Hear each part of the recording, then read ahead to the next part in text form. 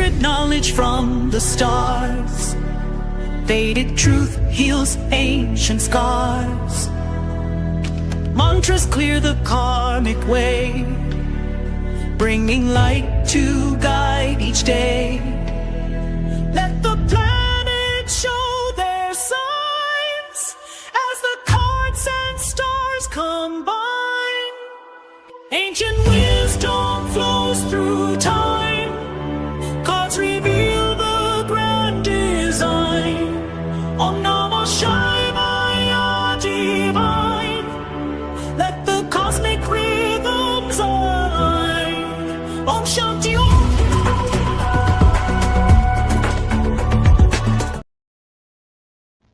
Hello, everyone, and welcome to my once weekly show. My name is Michelle Marie, and I am the owner and operator of Astrological Tarot. You can find me at astrologicaltarot.com. And before we begin tonight's readings, I want to look at the astrology for the week because the heavens continue to mirror many of the major stories that are unfolding around the world. So this is from today, the 15th, until the 22nd. Now, we're entering a pivotal transition week. Today, very early this morning, we had a new moon at 29 degrees of Taurus in Mrigashira Nakshatra. This is as the sun moves into Gemini, and Adhika Masa, the sacred lunar month, comes to an end. So whenever we have a new moon in the final degree of a sign, there's a feeling that one chapter is ending and another is beginning. And that's exactly what we're going to be seeing collectively. So the headlines are dominated by stories from the Middle East, tensions between a lot of world powers, growing concerns about global food and energy security, economic uncertainty, artificial intelligence, which I did an amazing show with Helen, Irish Granny. Definitely check out her channel. We had a really great conversation about that. There's a lot of things regarding data privacy, political polarization, and this is happening throughout most of the Western world right now. And in the United States, debates over immigration policy, government authority, economic inequality, healthcare, again, AI, especially with the data centers, and public trust in institutions at large. So there are a lot of questions surrounding transparency, accountability, and leadership, and those continue to dominate the public discourse. So what's fascinating astrologically is that Mrigashira Nakshatra is known as the seeker. Its symbol is the deer's head, and you see the deer here in the card. The deer is always searching. It's always listening. People with planets here are heavy on research. I have my North Node here, so I know a little bit about it, and it's in the last degrees. So I'm a little obsessed with research, with trying to find answers to things. And that perfectly reflects the current collective experience that we're going through, because people are searching for the truth amidst all of the cacophony, the noise, the media. And we're also searching for that reliable information and stability. We're searching for leaders we can trust. We're searching for a future that makes sense. But Mrigashira also teaches us something really important, that not every single answer is found within ourselves. Some answers are actually found through self-inquiry. And Swami Sivananda Saraswati, he's one of the main gurus that I follow, he taught that an ounce of practice is worth tons of theory. Now, we live in an age that's overflowing with information, opinions, predictions, and endless commentary, and it's all in the palm of our hands. So it's important that we seek genuine wisdom, but that comes from practice, from discipline, from meditation, from prayer, from self-study, cracking open those books, which is why I love tonight's guest, because she is a bookworm like me. And from living the teachings rather than simply just discussing them. So this new moon in Mrigashira is asking us, what am I seeking? Because if we seek peace in this chaotic world without first cultivating peace within ourselves, we may find ourselves disappointed. And I'm speaking from experience. So the Bhagavad Gita, it's an amazing text. It reminds us that our mind can act like an enemy for those who can't control it. So this is perhaps one of the greatest spiritual lessons of our age, because the battle is not only external, it's internal. And how do we maintain clarity when the world seems increasingly uncertain? How do we stay grounded amid the fear, the division, the rapid changes that we see going on? And the answer from Vedic traditions are very simple. A return to Dharma, that's doing the right thing, seeking wisdom. A return to our spiritual practices. A return to service. A return to gratitude. And this week ends, especially this day, ends the Adhika Masa, which is the most spiritually significant periods in the Vedic calendar. And traditionally, Adhika Masa, it represents an extra month. It's a time for reflection, for prayer, for pilgrimage, charity, mantra, and reconnecting with our higher values. So as this sacred month concludes, it's worth asking ourselves, what have I learned? What habits am I leaving behind, especially ones that no longer serve me? What spiritual practices can I take with me moving forward? My husband and I learned a few new mantras, which was really fun. Because growth is not measured by what happens to us. Growth is measured by who we become through those experiences, both good and bad. So on June 20th, I also want to mention this, the moon is joining Ketu, the south node in Leo, and that is ending another Kalsarpa period. So many of my clients, they reported feeling emotionally exhausted, mentally overwhelmed, or caught in these kind of repetitive cycles over the past few weeks. And as this Kalsarpa yoga breaks, that's when all of the planets are hemmed in between the nodes, there's going to be a sense of relief. And some of the pressure is going to lift. But situations that feel stuck may start moving again. So we can look forward to that. But also note that information that was hidden may start to emerge. Decisions can become a little easier as the fog begins to clear. But Ketu is reminding us that freedom does not come through control. Freedom comes through detachment. And the Katha Upanishad, which I highly recommend, it teaches that the self is not attained by wealth or by power, but by whom the self chooses. And this is a really important reminder, because in this world of where conflicts are rooted in struggles for power, control, territory, wealth, influence, and identity, the sages taught that lasting peace comes from something much deeper, not from acquiring more, but from realizing who we truly are and where we came from, our original source. All right, so that's going to be good. Yay, June 20th. And then on June 21st, Mars is going to enter Taurus. And this is one of the most important shifts of the month, because Mars represents action, courage, conflict, military activity, engineering, technology, and a lot of physical energy. And Taurus represents resources, food, money, agriculture, land, values. So historically, Mars in Taurus often corresponds to heightened discussions surrounding our financial markets, our food production, resource allocation, banking systems, property and land disputes, and economic policy. These will be under attack after December 5th of next year for the next 18 months. So this is the time to take action. And given our global climate, we're going to see more intense discussions around tariffs, inflation, food prices, restructuring, especially economically when it comes to social programs, Medicare, Medicaid, Social Security, and our national resources. So on a personal level, Mars in Taurus is asking you, what do you truly value? How are your actions aligned with those values? Because Mars always wants action. He's a warrior. And Taurus wants to find stability. So the challenge is finding productive action rather than reactive action. And then on June 22nd, Mercury is going to enter Cancer. So that's when our conversations can become a lot more emotional. People are going to communicate from their heart rather than pure logic. Cancer rules family matters, homeland issues, housing concerns. Emotional security is going to become more prominent after the 22nd, because it increases our intuition and empathy, especially with those around us. It can also increase our emotional reactivity, so we need to watch for that. So before responding to any difficult conversations this week, take a pause, take a breath, reflect before reacting. I've got my Mercury here, so I'm right there with you. And as the Bhagavad Gita teaches, he or she who is not disturbed by happiness or distress and is steady in both circumstances is eligible for liberation. So this may be one of the most important teachings within our time, because it's not about becoming emotionally numb to all of the crazy that's going on around us. It's about becoming emotionally balanced despite all of the headlines, okay? So here are some Vedic remedies for the week that you can take with you, especially if you're feeling anxious or overwhelmed or just uncertain about what's to come. You can chant this mantra daily. Om Namo Narayanaya, Om Namo Narayanaya, Om Namo Narayanaya, Om Namo Narayanaya. You can read a chapter of the Bhagavad Gita or your favorite spiritual text, whatever calls to you. You can offer water at sunrise. You can feed the birds or animals in your area.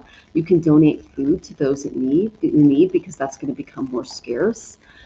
Practice gratitude before bed. That can help with your dream state.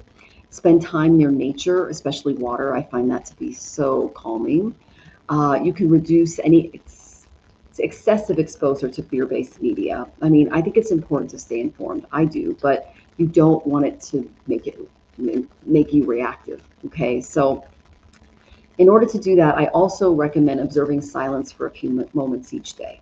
Okay, so but just remember that the goal of astrology is not to make just predictions. It's to prepare you guys. So the stars are indicating the weather, but how we respond remains our choice. It's within our power. And Swami Sivananda, he often reminded his students that bare injury, bare insult, this is the highest sadhana. And this is his book, Sadhana by Swami Sivananda. It's one of my favorites. And he talks about practicing discipline and compassion and maintaining our spiritual practices, because these are the greatest remedies during collective uncertainty. So we're going to move into tonight's readings. You can put your questions in the chat. Know that tips do receive priority. You need to be present to make sure your question is answered when I call your name. And I'm also delighted to welcome tonight's special guest, Helen of Helen, Irish Granny Tarot. She has a remarkable gift for blending intuition and history and metaphysics and philosophy. And she brings this all into the collective insight, which is not only thoughtful, but deeply entertaining. So definitely subscribe to her channel. All of her links are in the description. And we're so honored to have her tonight. And you can also go to Ask Your Irish Granny. It's irishgrannyhelen@gmail.com for questions and things that you would like to see on her show. And we also did an amazing AI show together that she just published on her channel. So without ado, Helen. Thank you for all that. I'm embarrassed. That's so kind of you. And I owe you a gigantic apology. I have family company right now, and I spent the last 5 hours cleaning my house. Now, don't get the wrong idea. My house is always clean. Yeah. But it's the same amount of time to vacuum a pretty clean floor as it is a really bad floor. You know what I mean? So I've just been like a chicken without a head all day long. I'm usually neurotically early, and you know that. Oh, I know. So when I wasn't here, you were freaking out, and I really apologize. So you said something so right on. I always like to listen to what you have to say at the beginning. You talked about the collective uncertainty. Mm-hmm. And that is what I've been thinking about a lot lately. And I've sort of edited my channel a bit to address that. Yeah. So rather than feeding it with constant obsession with what's going on, and a book that I'm preparing, I'm not going to show you and spoil the fun, but a book that I'm preparing just today was talking about this. So I get all these questions from people, comments from people. People are anxious, they're afraid, angry, they're impatient for everything to get back to normal. And you said exactly what this book was saying. This book's about Gnosticism and Satan. So too much of an attachment to the material world causes these emotions, these negative emotions, because we're looking to control what we cannot control. The control is not in our hands.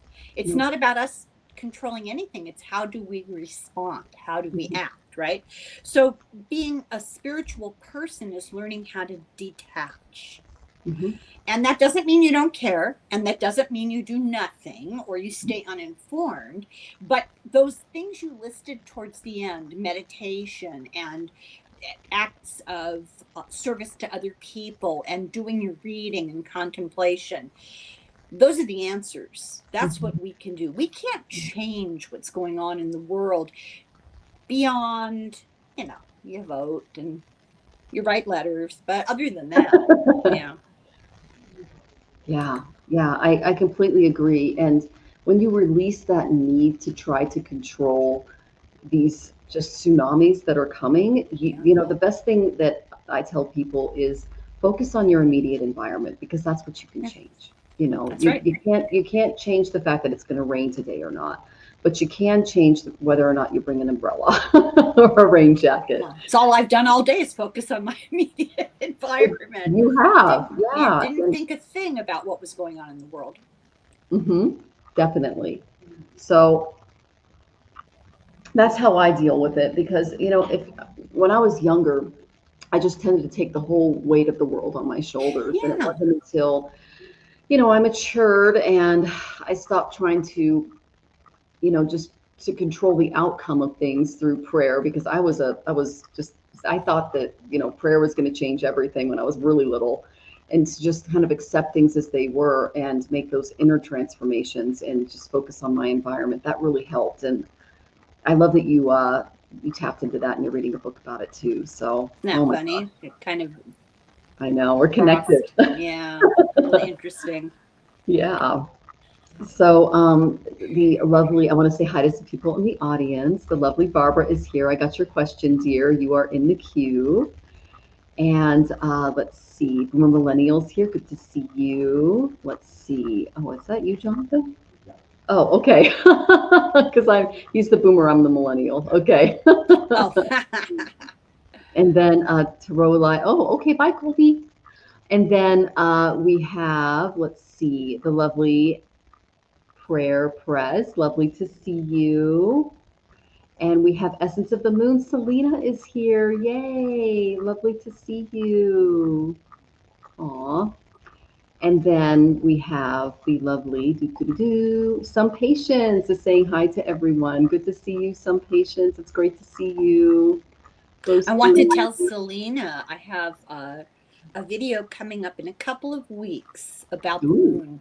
Stay tuned. I think you'll be very interested. Knowing Selena. I love that. Yeah, the moon is one of the main things that we study in Vedic astrology, because it is always very it changes all of the time. And so our moon tells us kind of who we are, despite what we're talking about, reactivity versus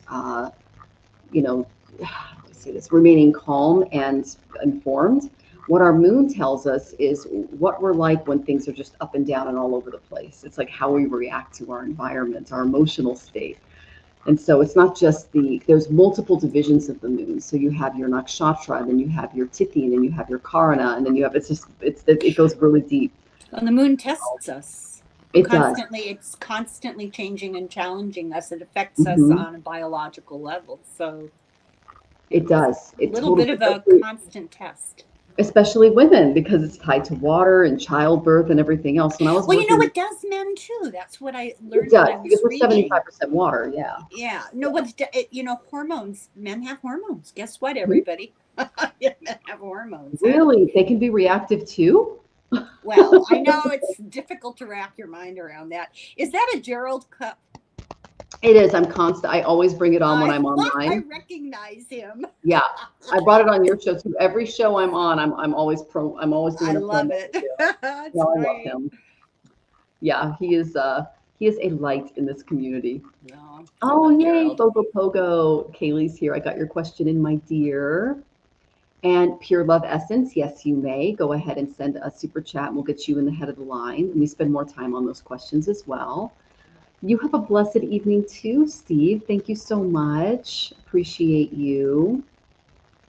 Let's see. Oh, the lovely Rooted Willow is here. It's lovely to see you, dear. Oh, I love that name.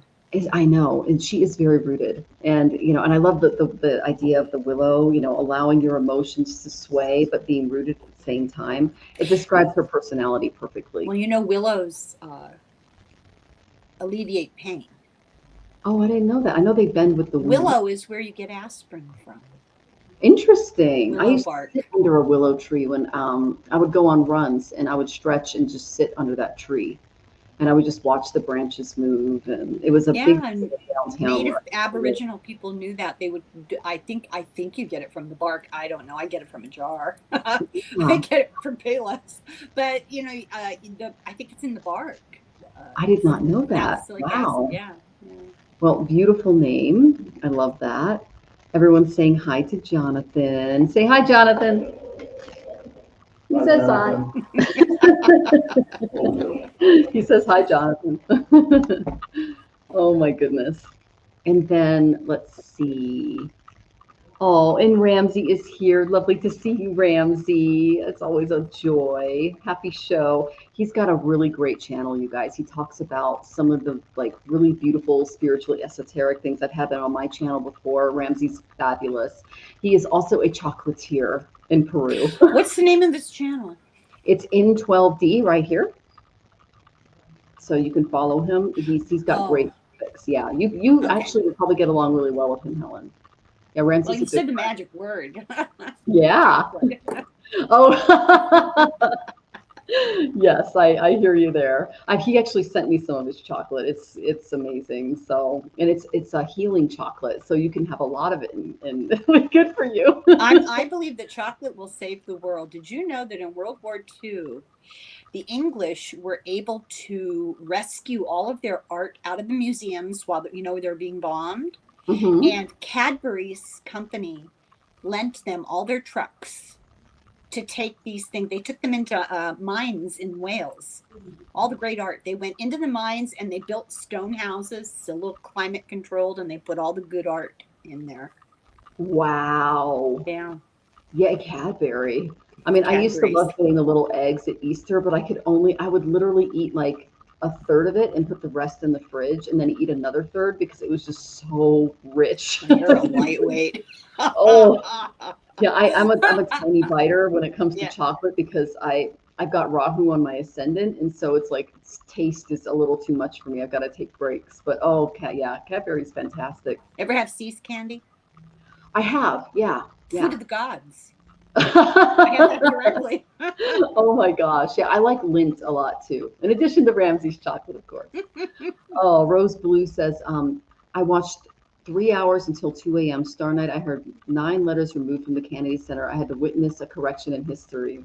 She was there for the removal of the stuff off of the Kennedy Center. You know that stuff. No words are necessary. No words. Are they? And I did see your first comment, Rose Blue. Oh my goodness. My children would say, "What a chop! What a Tootsie Roll!" Some patience was born under a new moon in tropical Capricorn, more of an observer. Yeah, new moons they can be separated from their emotions a little bit. It forces us to do a lot of introspection. Full moons, like Jonathan and I, our emotions are right out there. Like if you guys notice on the show, if someone asks a question, I'd be like, oh yeah, that happened to me. And I'll give you the backstory. New moons are a little more private. They tend to keep things close to their chest, whereas full moons. Oh, here's an example of an eclipsed full moon versus a new moon. Oh. The current person in power has a full moon eclipse in Jayesta, and that later that year there was a new moon eclipse in Jayesta, and that was Ted Bundy. New moon, he kept it a secret. He kept everything close to his chest. Full moon, it's like right out there, big orange and in your face. So, yeah. Phantoma is here. Good to see you. Blessings to you as well. Lovely to see you, Rachel. Your new moon in Taurus lets you ground and enjoy things. I love that. Yeah. And then let's see. Oh my gosh, so many of you coming in. It's so great to see you. Oh, that's wonderful. Oh, and people are asking how your arm is doing, Jonathan. He has a scar from the bites, but he's doing okay. Yeah. So we got a good, we had some stuff left over from his dermatologist, and that helped with the healing. So And then Kaylee says, I stood under a willow tree today trying to ground and made some reeds with the fallen branches. Of course you did, Kaylee. Oh. I know. Kaylee is so tapped in. Oh my gosh. And yes, Ramsey, it has been, we'll have to have you on sometime, dear, whenever you're available. I know you've been very busy. Chu, lovely to see you. Welcome, welcome. And then some patient says, I needed healing chocolate after that tower last year. Yes, I hear you. Oh my goodness. And Barbara's here. You are first in line, Barbara. So we will get to your question. And you can eat a whole bar. I did that when I broke my leg because I didn't want to take, what is it called? What were they giving me? I can't take Percocet. I can't take painkillers because they make me sick and they give me headaches. And so I would have a couple of glasses of red wine and like this chocolate from Spain before I went to bed. And that got me through my shattered leg. This puts our entire approach to life into perspective. You can remember the one time you ate a whole bar of chocolate. Oh There yeah. aren't enough pages of paper in the world for me to make a written list. I'll tell you. And what. if you read most science fiction novels about autocracy and fascism and the original, like the big ones, it was like Big Brother has taken away the chocolate rations for the week because of the war with fill in the blank. And then 5 minutes later, Big Brother's beautiful heart has decided to give you half your chocolate back. It was a control mechanism because how good it is. The American military carried chocolate bars for children, for the public when they were going into Europe. Yeah.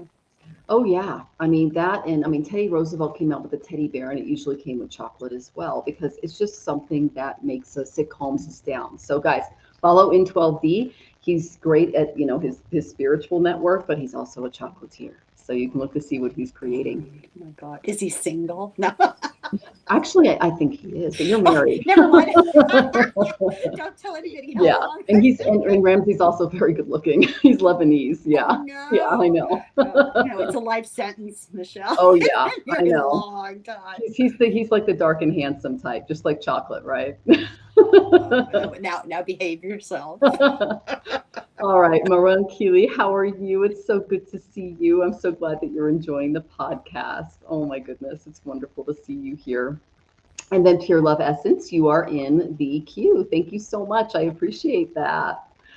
Oh my goodness. Okay, so let's get to our questions. Barbara is our first tipper, and you guys both. And so then we have Barbara, and then we have Rachel.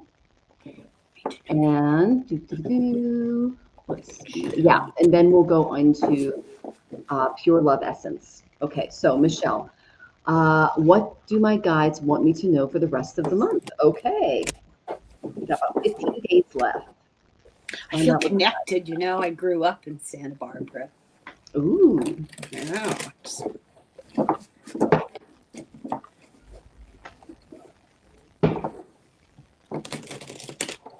Okay. Guides want me to know.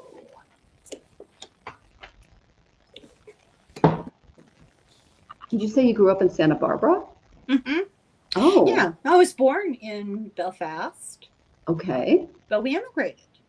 I don't know it was Santa Barbara. Have you been to Butterfly Beach? It's one of my favorite beaches. It was right down the street from my house.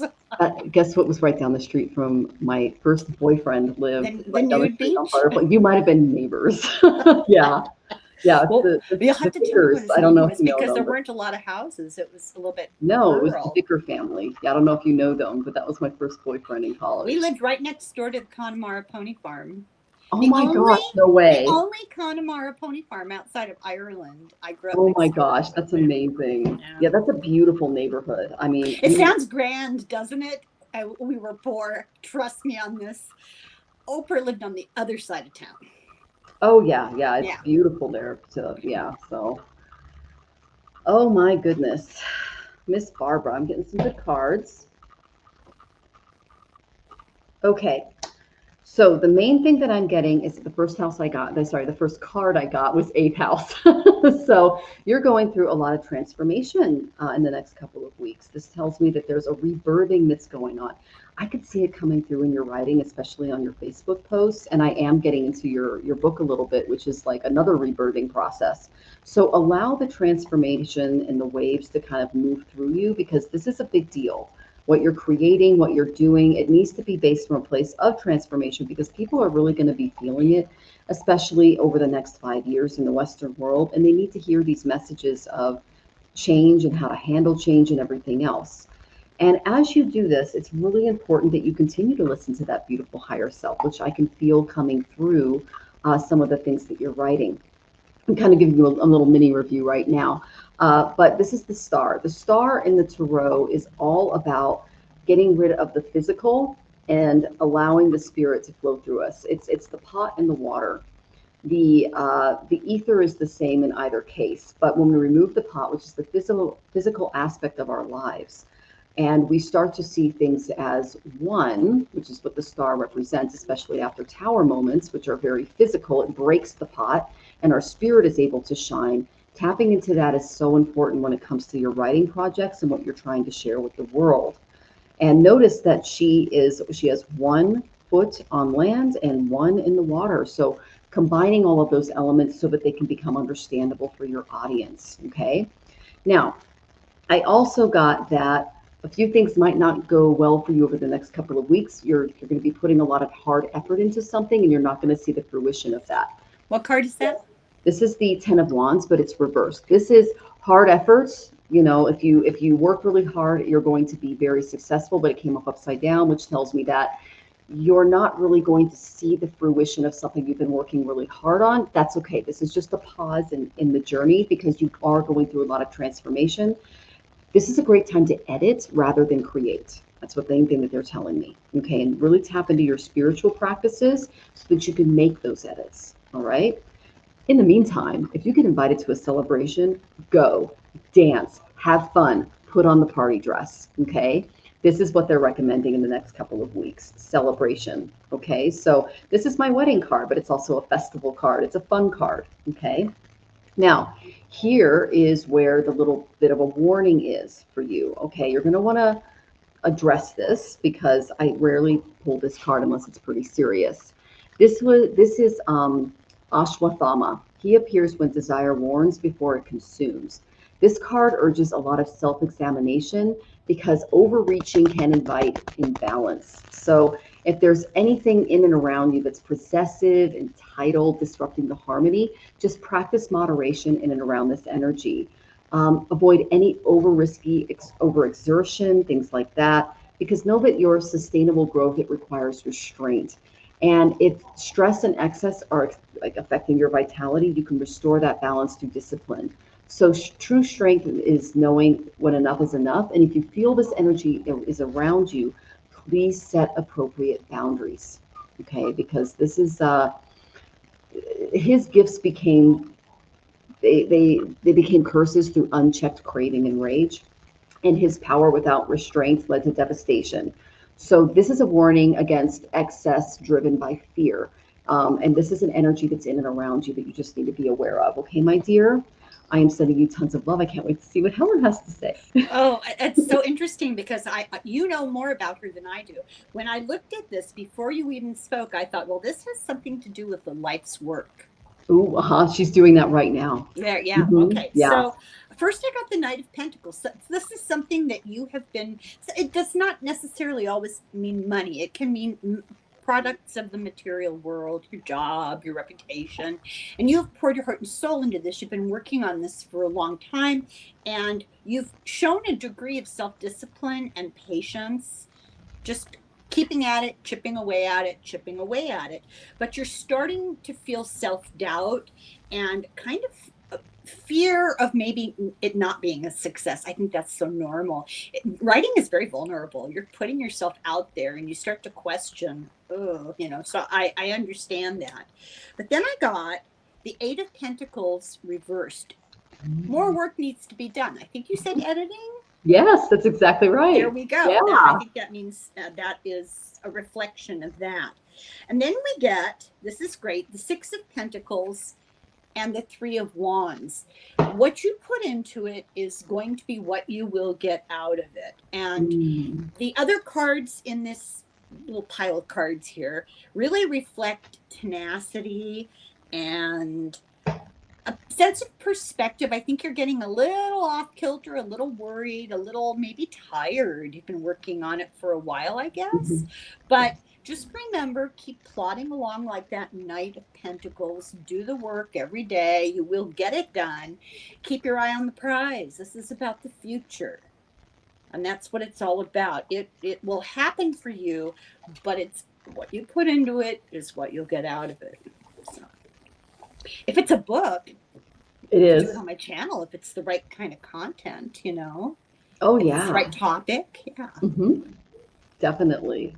Yeah. Oh my gosh. Because, Helen and I are both readers. So yeah, I love that, Helen. That's fantastic. Oh my gosh. Okay. So you tapped right into Barbara. There's a reason she's on the show, folks. She's amazing. So Oh, that's nice of you. Thank you. yeah.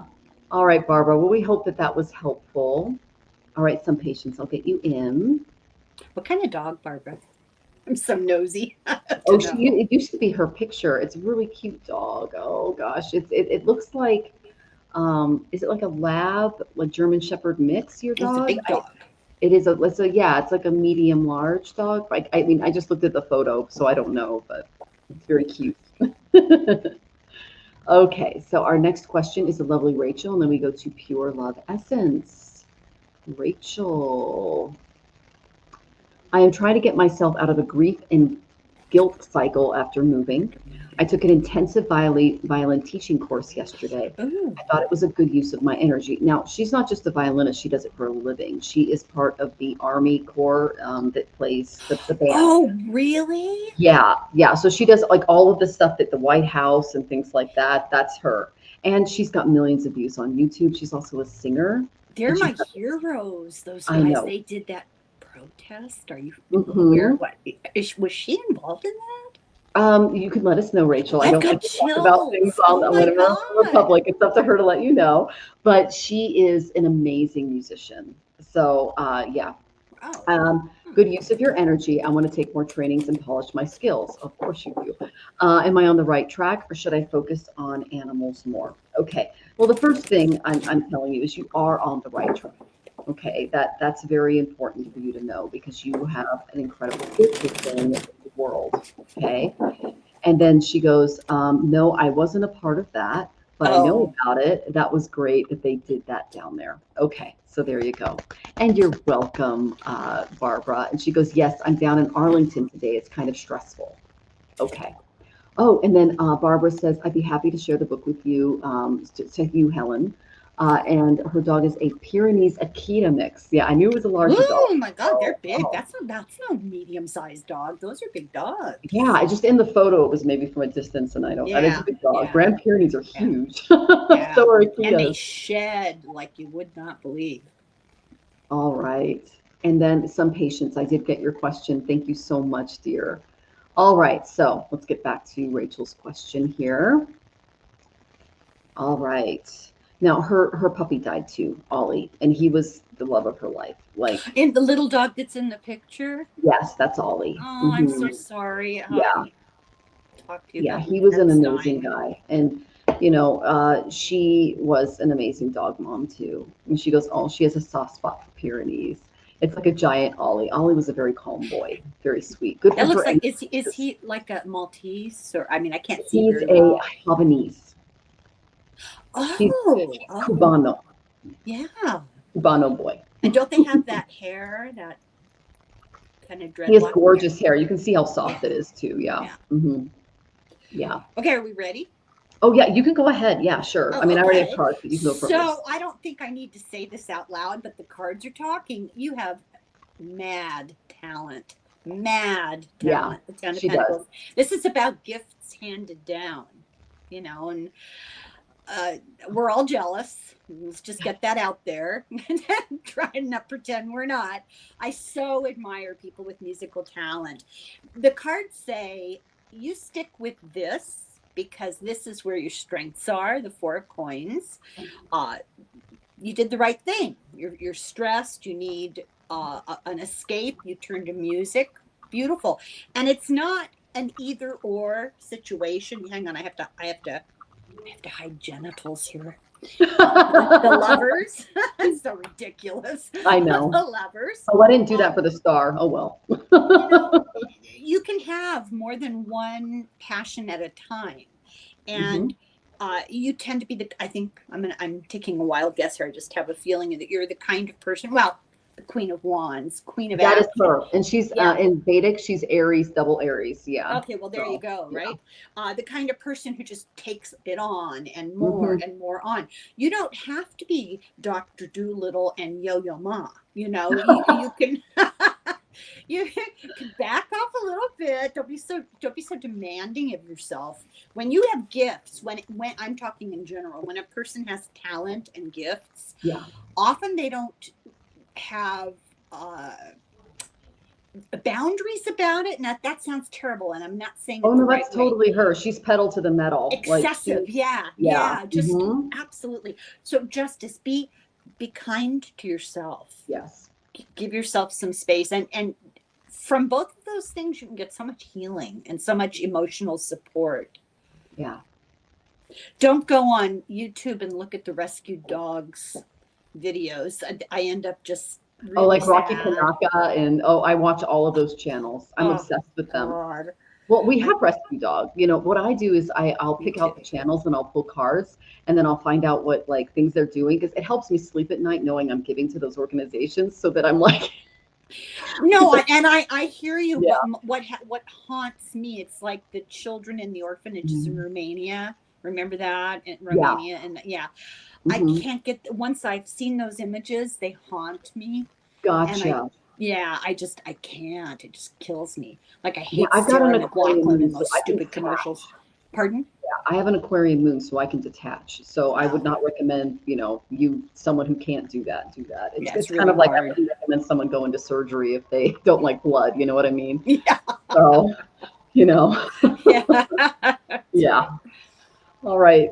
Oh, that you tapped right into her, Helen. I've been reading for Rachel for years, and she is a go-getter. She is, Rachel, you are a perfectionist, but it's in a good way. She expects a lot from herself. She really does. You're way too hard on yourself, my dear. But she is an incredible artist and dog mom. The things that she did for Ollie toward the end of his life were just above and beyond, to the point where I looked at his chart and her chart, and he should have died months earlier. But all of the stuff that she was taking him out for steak dinners, she was getting him everything she could holistically. It was incredible what she did for him, and he's so thankful. So I want to start with that. Okay, Rachel, don't feel guilty. You did so many amazing things. And you mentioned cutting his hair off when he died. I did that with Bodhi because he had soft little rabbit fur, and I put it in a little bag, and I kept it because it's a reminder, because they used to sleep next to us, and he used to sleep on my head at night, like on top of it.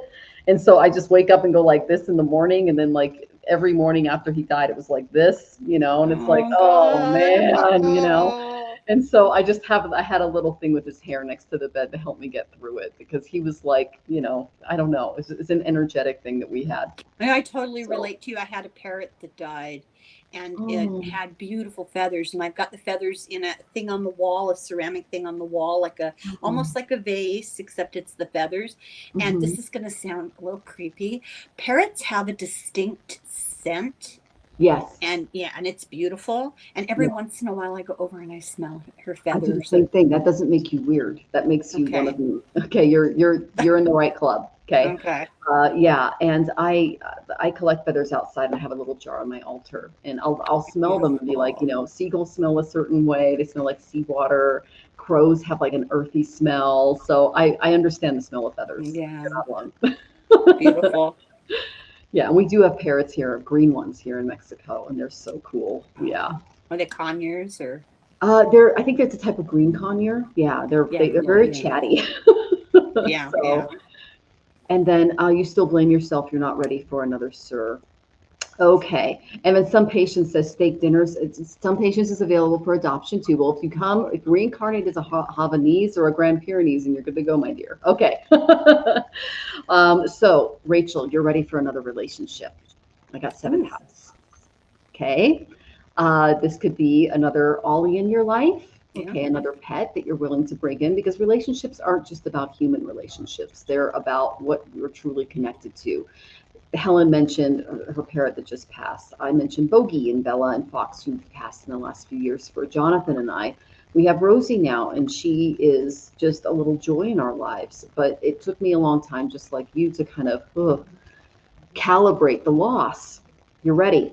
I got 7th house. Okay. You're doing too much. I got Hangman reverse. This is the martyr card when it comes up reversed, okay?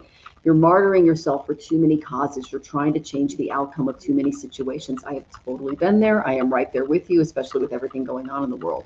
Just control your immediate environment and what you can do. Like Helen said, you are on the right track. You chose the right profession. You are insanely talented. You're literally carrying this on from other birds, okay? You're also Bharani Nakshatra, which is the ability to bring, Bharani is represented by the woman's womb and also by Lord Yama, the god of death. So it's death doulas and birth doulas rule this sign. You are an expert in helping people die. You're also an expert in rebirthing and bringing new people and spirits in. It's time for a new spirit, but don't martyr yourself over what you were able to do for him. You did so much. You went above and beyond that the planets gave you more time together. Saturn, who went over him twice, gave you more time. He should have been taken out. He wasn't, because they saw all of the efforts that you were putting into the relationship that you had with him. Here's another thing you need to do. Celebrate more. Get out. Have a little fun. This can also be, this is a wedding card, so you might want to consider, this can kind of lift your spirits. Oh my gosh, are you guys serious? What? They just showed me you're playing violin at a wedding and you meet someone there. Okay. Oh God, I love it. It's a I movie. know. Isn't that crazy? Like It's they a showed. movie. I know. It is. It's like a romance movie, like a romantic movie or something. Yeah. So if you get invited to an event, or you know what, they're saying add this to your website. Is it already there, you guys? Promote it. They're saying promote it. Promote venues, weddings, celebrations. That will help you connect. Okay. Maybe she'll meet the chocolate guy. Oh, maybe. We're like Yentas here. I think I just outed Ramsey. The poor guy's going to get, like, his email box is going to be full. But you know what I just got while you were talking is ease up a little. You're being hard on yourself because you're trying to distract yourself from the grieving process. It's okay to grieve. Mm-hmm. It's okay to be sad, and you actually need to go through that process. So, yeah. Sorry. Yeah. Oh, I know. I get that. It's been in September, it'll be 1 year. And I did not move on to another puppy until over a year after Boki died. And for Bella, it'd been 1.5 years. And that's when we got Rosie. So it takes time. It takes time to heal. I'm right there. And she goes, she got dragged out on a Friday. Don't get dragged out. And she goes, I just started updating my website. Yes. Add events there because you might meet someone special. Okay. Good. Rose Blue's laughing at us. Yeah. I'm like, I'm sorry, Ramsey. I hope we're invited to the wedding. That's all I can say. There you go. the eventual wedding. Oh my goodness. And then Shem is here. It's lovely to see you, dear. And she goes, I'm sad so much. I can't stop crying the past few days over days of crying. Okay, so here's the thing. That's normal. It's important that as you go through all of these things that are going on, that you try to remain impartial. At the very beginning of the show, I talked about being in control of our emotions rather than just blindly reacting to them. Now, when it comes to grief, sometimes you just got to let all that crap out. And that is part of the process. And it hasn't even been a full year yet. So I'm right there with you. But it's important that you put yourself out there, have a little fun, and don't feel guilty doing it. Okay, there's a reason why Ollie went out on the South Path. It's because he is going to reincarnate. He still has some stuff that he has to work through here in the spiritual birth. And it's important that you give him the space and the time to do that, because if you're constantly thinking about him, his soul can kind of get stuck in some of those holding patterns, okay? So the main thing I got is that it's important that you walk away from any guilt, any grief, anything that is emotionally holding you back. And this is, you know what I said? I just pulled this card. I said, Ollie, what do you want her to know? He goes, walk away from the guilt, walk away from the grief. I'm in a better spot. Don't hold me back from my spiritual ascension because I'm headed for a better life. Okay. So know that you set him up for some good things. Okay. Now, this is just a little side they want me to tell you.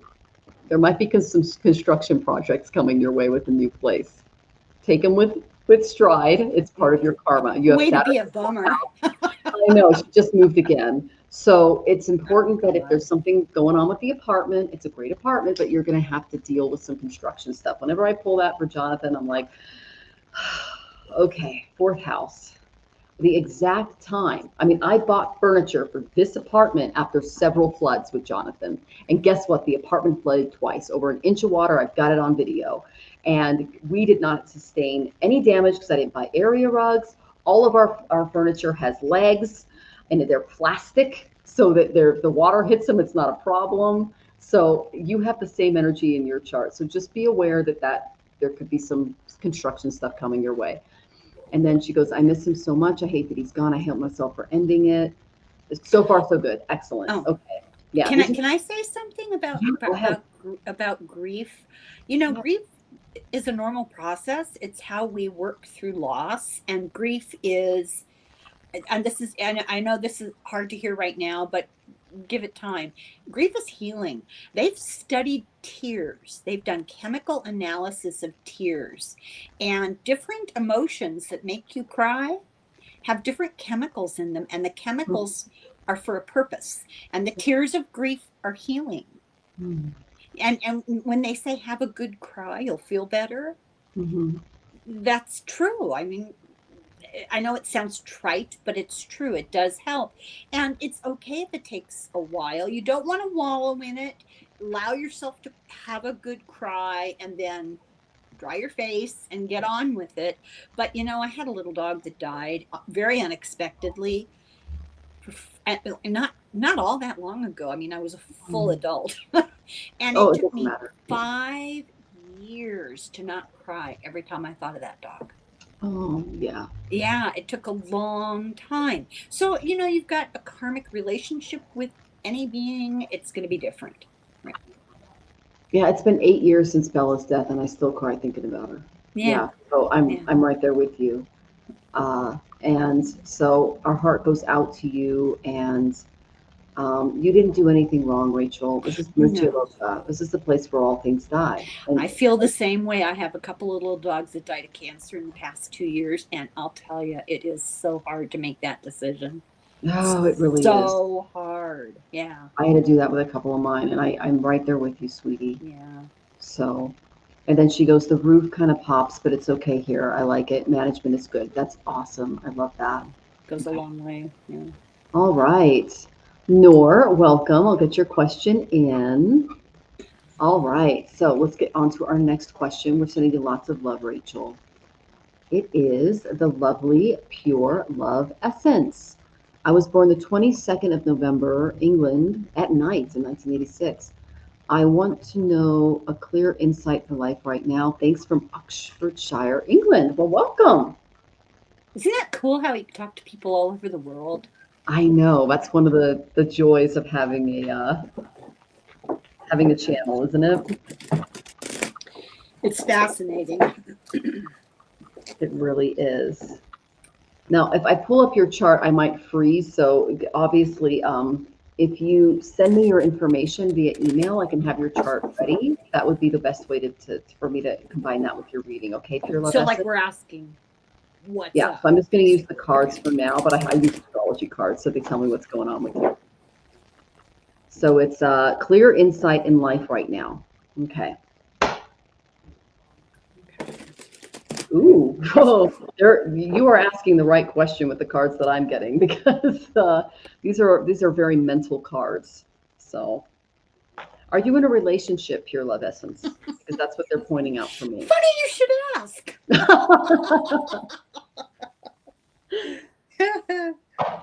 Yeah, because this is very relationship based here, the reading that I'm getting. So let us know, please. Here. Oh, born in Oxford City. Very cool. I love that. Well, I have your information saved here on the show, so I can look into that. Garnet, welcome, my dear. Good to see you. Whew. Okay. So I'm kind of waiting for you to tell us if you're in a relationship or not, because if you're not, that is the area where they really want you to be focused in right now. It's the mirror that is in and around you, because when I get cards like this, it tells me that there's something that you may not be seeing that really needs your attention regarding relationships, and you need to remove your emotion from it. So I'm just going to get right into the reading, okay? Well, you read my cards, so I'm done. Okay. The first card I got was seventh house. This is the house of relationships. Okay. It is the house of balance, cooperations, your partner. She's not. Okay. Love is not in a relationship. They want you to focus on this area because there might be one coming your way. Mm-hmm. All right. All right. That's why I asked. That kind of helps me frame the reading a little bit better because there are some times where partners, they're blocked and I can't tap into them because I can't feel them through you. You just don't have one. So that makes sense. I got Aquarius, and this is very important for you to pay attention to because the next card is an Aquarian card, okay?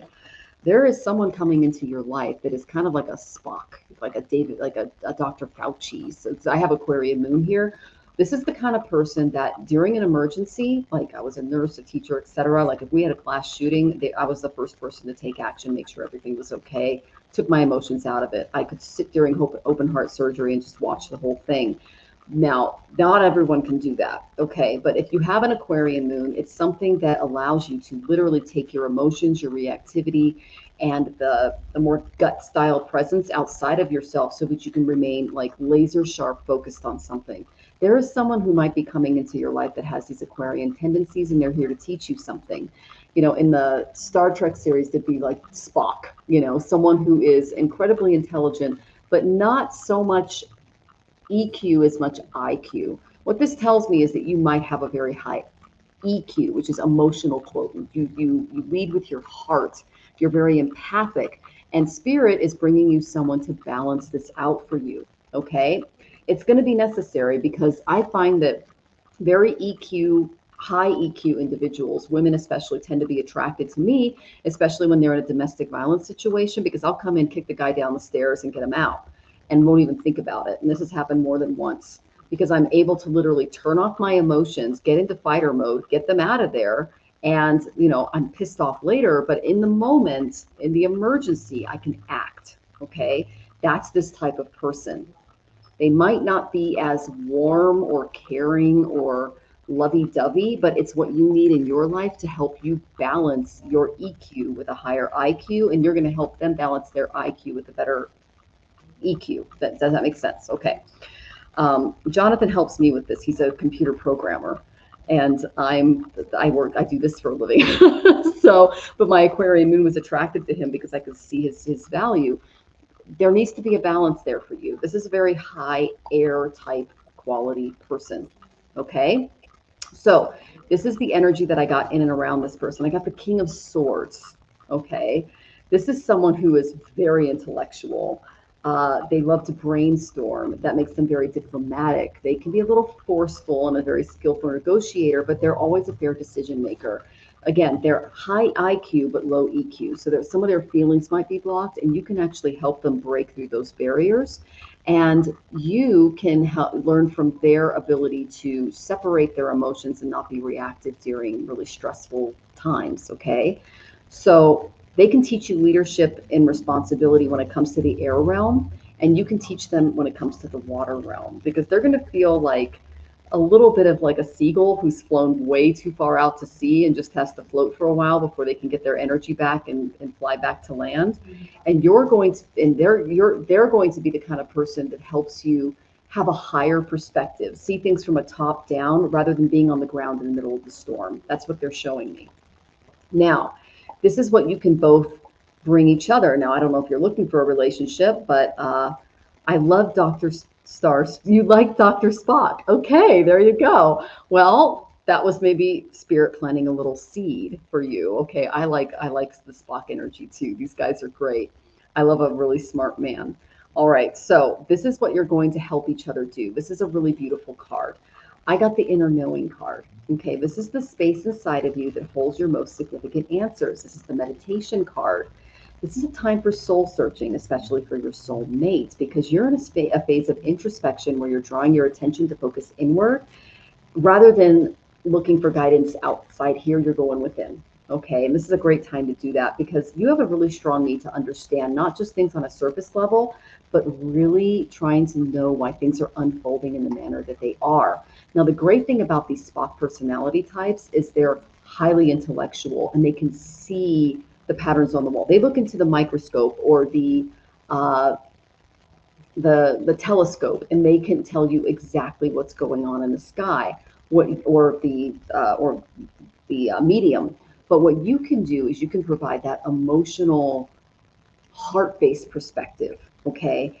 And you will help each other develop a deeper perspective on both levels. So take this opportunity for much needed alone time and evaluate your direction, because there's someone waiting for you. That's what I'm seeing. Okay, so if you kind of get a, lack of a better term, kind of a nerdy guy coming your way that's, a little up in his head, take a second look. So I'm excited to see what Helen has to say. It's scary that it's sort of similar, and these cards came in threes that relate to each other. Mm-hmm. So I'm going to talk about the three that describe what I'm getting is the energy of your situation right now. I got the Eight of Swords, Three of Cups reversed, and the Lovers reversed. So now I wouldn't characterize this as you're on the hunt. I don't mean it's this way at all. I would say that you may feel a sense of staleness in your life, like everything, it's the same old issues all the time, and you wish that you could maybe change the situation, and you're feeling like a lack of joy, a lack of the newness of something. And it really, the cards are saying that there needs to be a relationship. Now, I would not necessarily say you need to get, into a romantic relationship. I think it can be broader than that. I think it can be time to look outside of yourself and maybe think about other people and their situations. But then I got these next three cards, and this cracks me up. So I got the Chariot. Something happening soon. Something is going to come into your life unexpected. An unexpected person.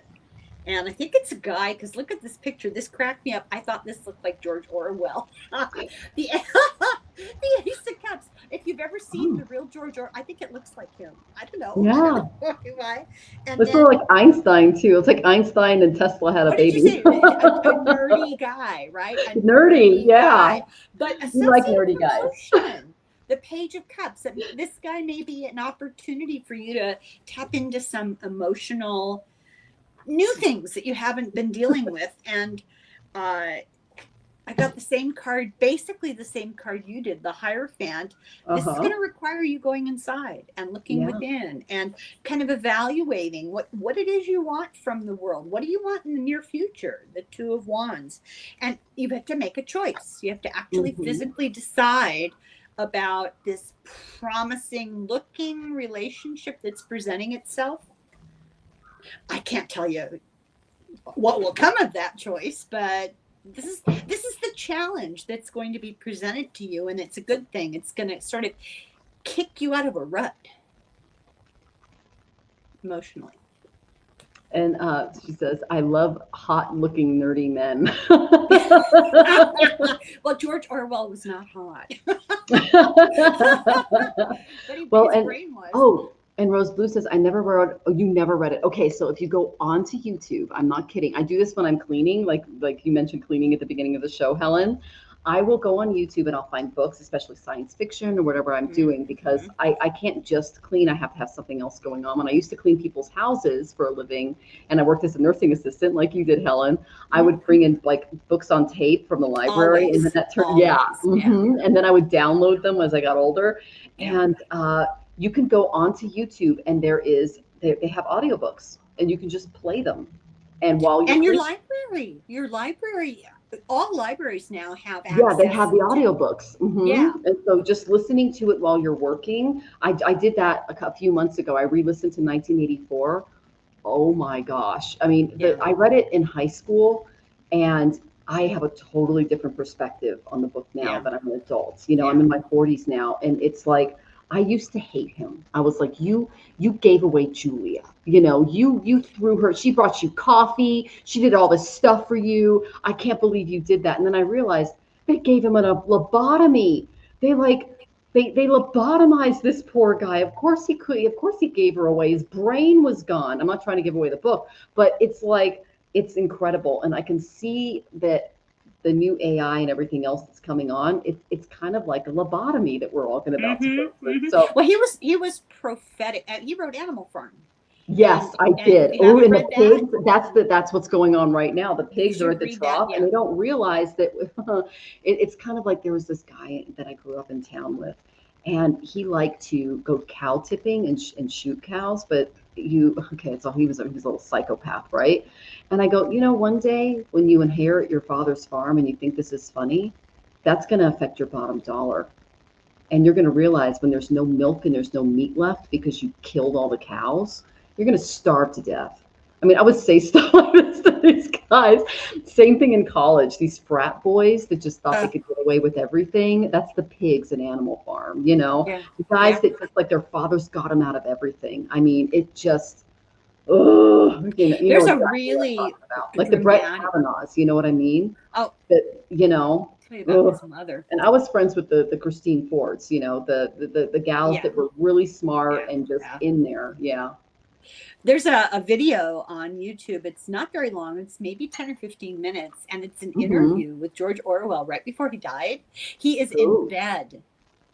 And he died of tuberculosis. And he looks awful.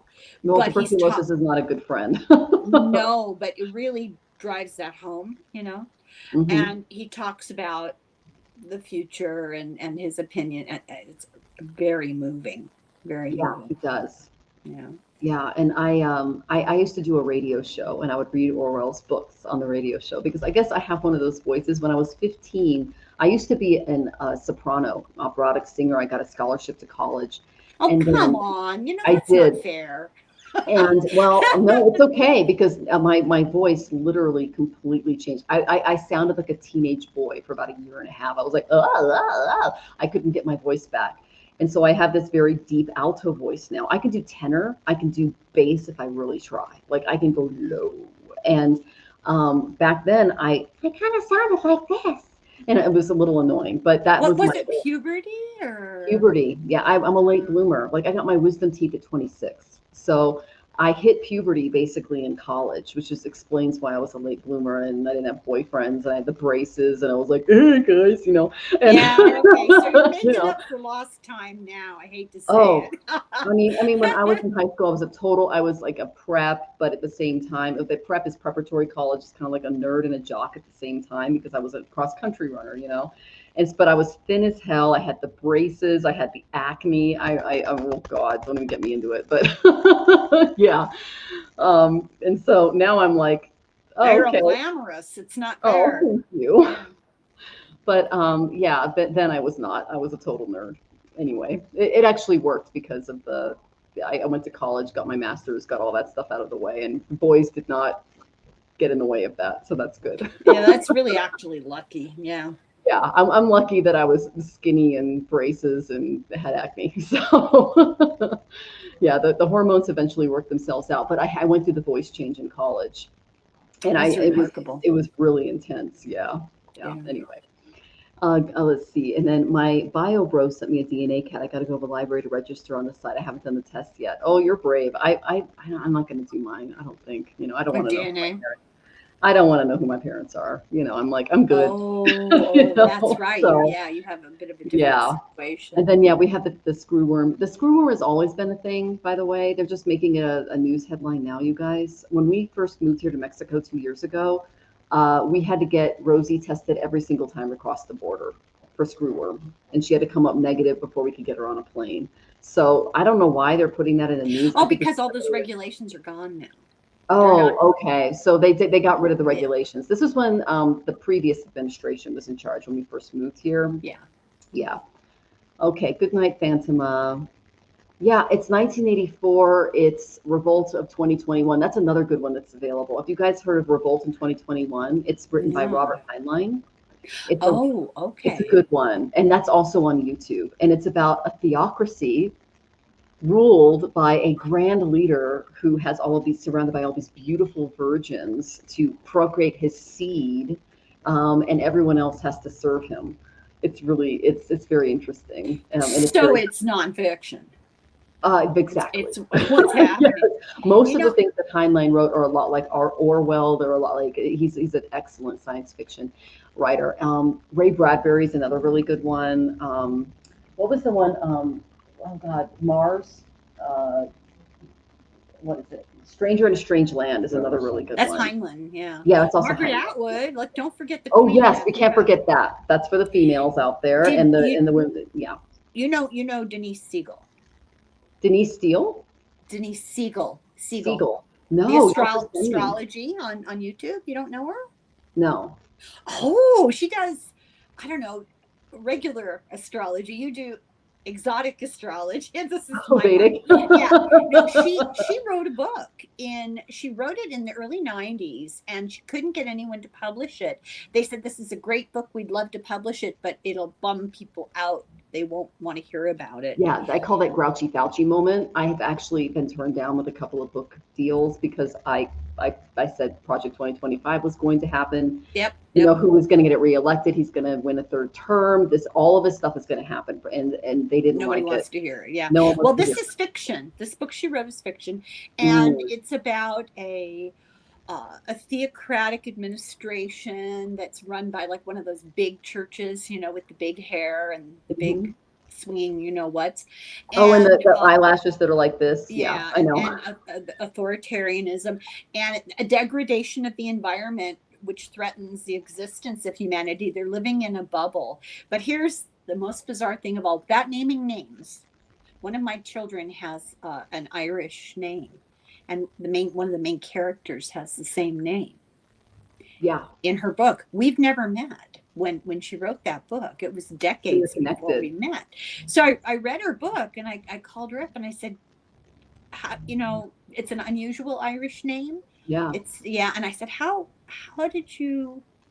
This is so weird. She goes, you're kidding. I said, no, you named your character after my daughter before we ever knew each other. It's a very unusual name and not common, not spelled in a recognizable way. It's, you know, those Irish names are all weird. Well, if it's Irish, then it's something that I have to actually look up and then like learn the pronunciation of.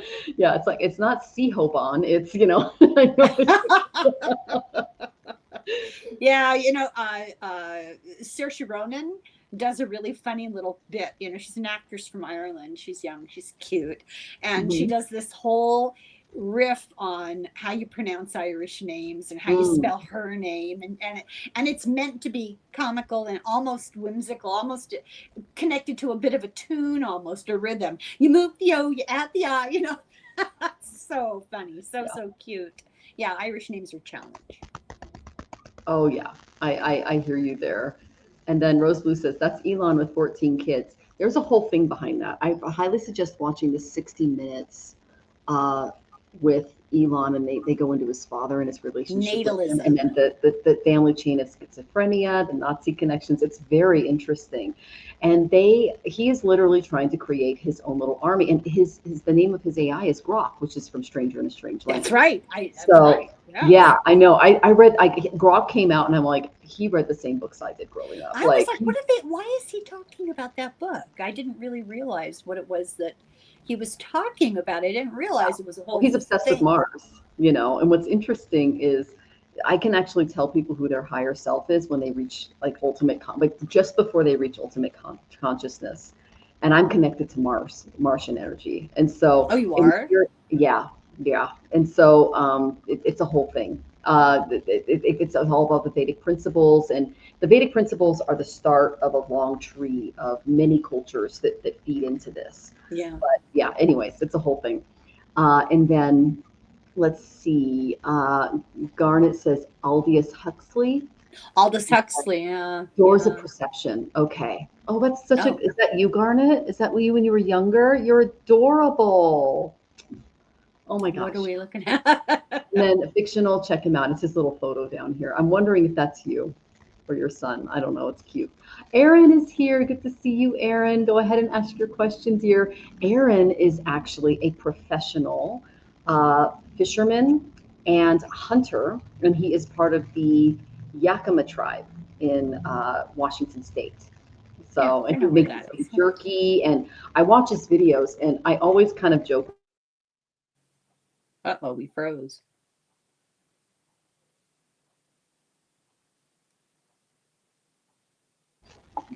Did I go We away? froze. I froze. Okay. He wears slippers like this. Can you hear me? Yes, I can hear you. Okay. Can you hear Okay. me? Yeah. Okay. Yeah, he wears shower slippers when he's out, like running up and down cliff sides. And I'm like, how can you do this? Like, it's just like, it's amazing. So, but he's got a great channel where he does a lot of hunting and fishing and things like that. So I heard a foot doctor the other day talking about your feet, and why old people tend to fall a lot. And it's because everybody's running around in these tennis shoes that have the thick soles that are all soft and cushy. And she said, you need to be able to have all of the nerves on the soles of your feet touching the earth, because it gives your brain proprioception. It tells your body where it is, and it keeps those connections working. And when you're in the house, she says, take your shoes off. And I've always gone barefoot in the house. Too much, I have to defend it all the time, Yeah, if I have carpet, I'll do it. But we have concrete floors here, so I have to wear the slippers. Well, you can wear socks with the things that so you don't slide, Oh, there's that too. Oh, and they have ones where you can clean the floor at the same time. Don't get me started on those. Okay. Oh, that's promising. Yeah. Oh, Aaron, it's so good to see you. And he's laughing. He says general reading. Okay, I'll put you in the queue. Oh my gosh. Oh, you need to head out. Oh, you have a great night and evening, Fogo Pogo. Miss Kaylee, good to see you. Me too. Everyone makes fun of me, but I feel comfortable. I think it's a native thing, like Helen said. It's how you feel connected. Well, what am I? Chopped liver? I mean, I'm not even American. That's hilarious. But see, we're all connected. Mm-hmm. We really are. Exactly. Whether you're in Ireland or you're in America, it doesn't matter. I mean, for me, I have size 6 feet and I'm 5'8". And so I need like ankle support when I'm because I'm just like, you're just a little delicate girl's feet. I have like feet. Flat boots. Yeah, so you actually have feet that can balance you out. For me, I got ballerina feet, so when it's you have children, every time you have a child, you have hormones that spread out your joints. You think about why you need to have that happen at the end of your pregnancy, right? And so it relaxes all your joints, and they never really fully go back to where they were. So it's almost predictable that when you have children, you're going to get a larger size shoe. Oh, well, I've never been pregnant, so that explains it. Yeah. I just have my little baby feet, my little virgin baby feet. Are they all bunioned out and weird like ballerina? Oh, no, my feet are gorgeous. They're just little, wow. Yeah, they're actually really cute. I got something. So they're just little though. So, oh, Venus is here. And then Pure Love Essence. I wear most barefoot shoes some years. And yes, I had those feet shoes. I had 2 pairs of them and I tried running in them because I was also a runner. And I had to stop doing it because I kept breaking my ankles. And it got so bad that I broke my ankle. I shattered it. My foot went completely sideways and I split my leg bone completely vertically all the way up to the knee. And so I went, yeah, these feet aren't made for running. So I had did you get your bones looked at? Do you have osteoporosis? I had surgery done. I'm very small boned. Like if you have that little bird bone thing going on. I do. Yeah. Like I'm like, you can see the size of my hand and my wrist. I just have very small bones, but I have long joints. It's like I'm like a spider monkey. If I had a tail, I'd be a spider monkey. I'm just very long, and so that's why I was a long distance runner. I can just there was I used to have this jacket that I used to wear, and it was a big windbreaker, and when the wind was strong enough on runs when we were in high school and college, because I was a cross country runner, I would open it up and the wind would carry me. It was oh my God. I'm not kidding. I didn't break 100 pounds until college, and I can still get under that if I don't eat enough. It's a thing. It's like I'm like Am a bird. I a bad person if I hate you right now? Oh, you know what? That's so unfair. Oh you have, 5 beautiful daughters, and you're beautiful now, and so we all have our. But you should see my feet. That's so sad. Oh my goodness. And then leather soles are good for grounding. Okay. I know that Gandhi, he created a leather sole program where he would find cows that were dead in India and he would give them to the poor. So that was a big thing that he did.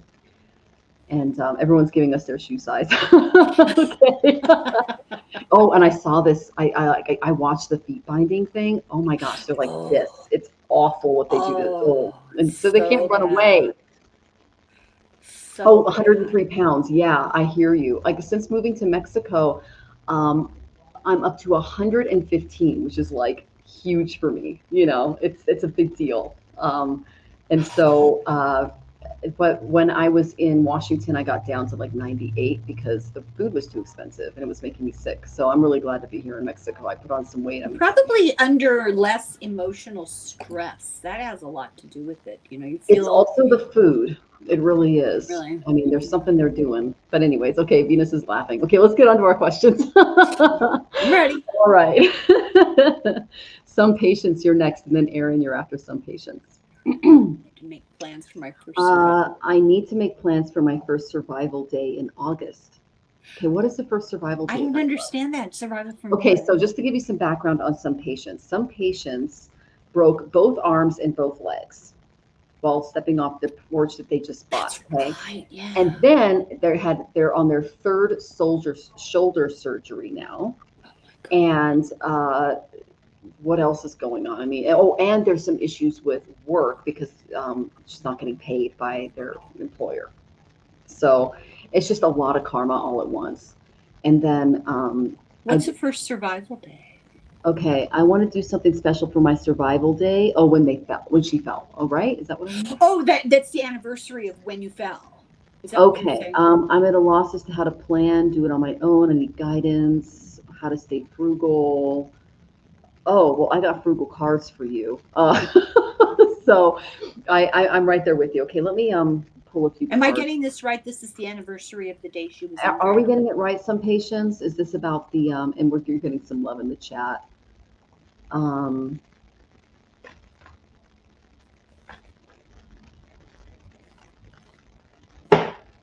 wow. Okay, one, you guys. This is not a novel.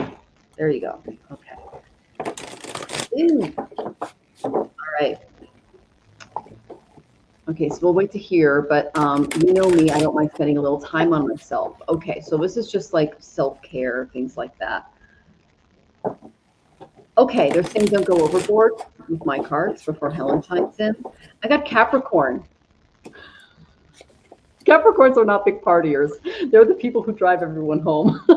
So they're asking you to, yes, it'll be my 1-year anniversary of falling, breaking my ankle, shin, 2 elbows, 2 torn tendons in my left shoulder, and severed everything on my right shoulder. Well, Capricorn rules the bones and tendons as well. Okay, you just got rid of a ton of karma. When some people go through accidents like this, it's usually because they were at war in a past life and they were really good at what they did. Okay, so you just got rid of a ton of karma there. So the main thing that I see is that you had a bit of a Wheel of Fortune reverse moment regarding the issue. Okay, they're saying it's totally okay to celebrate, but don't go too big. Okay, I got Page of Pentacles. So this would be something small that you do for yourself.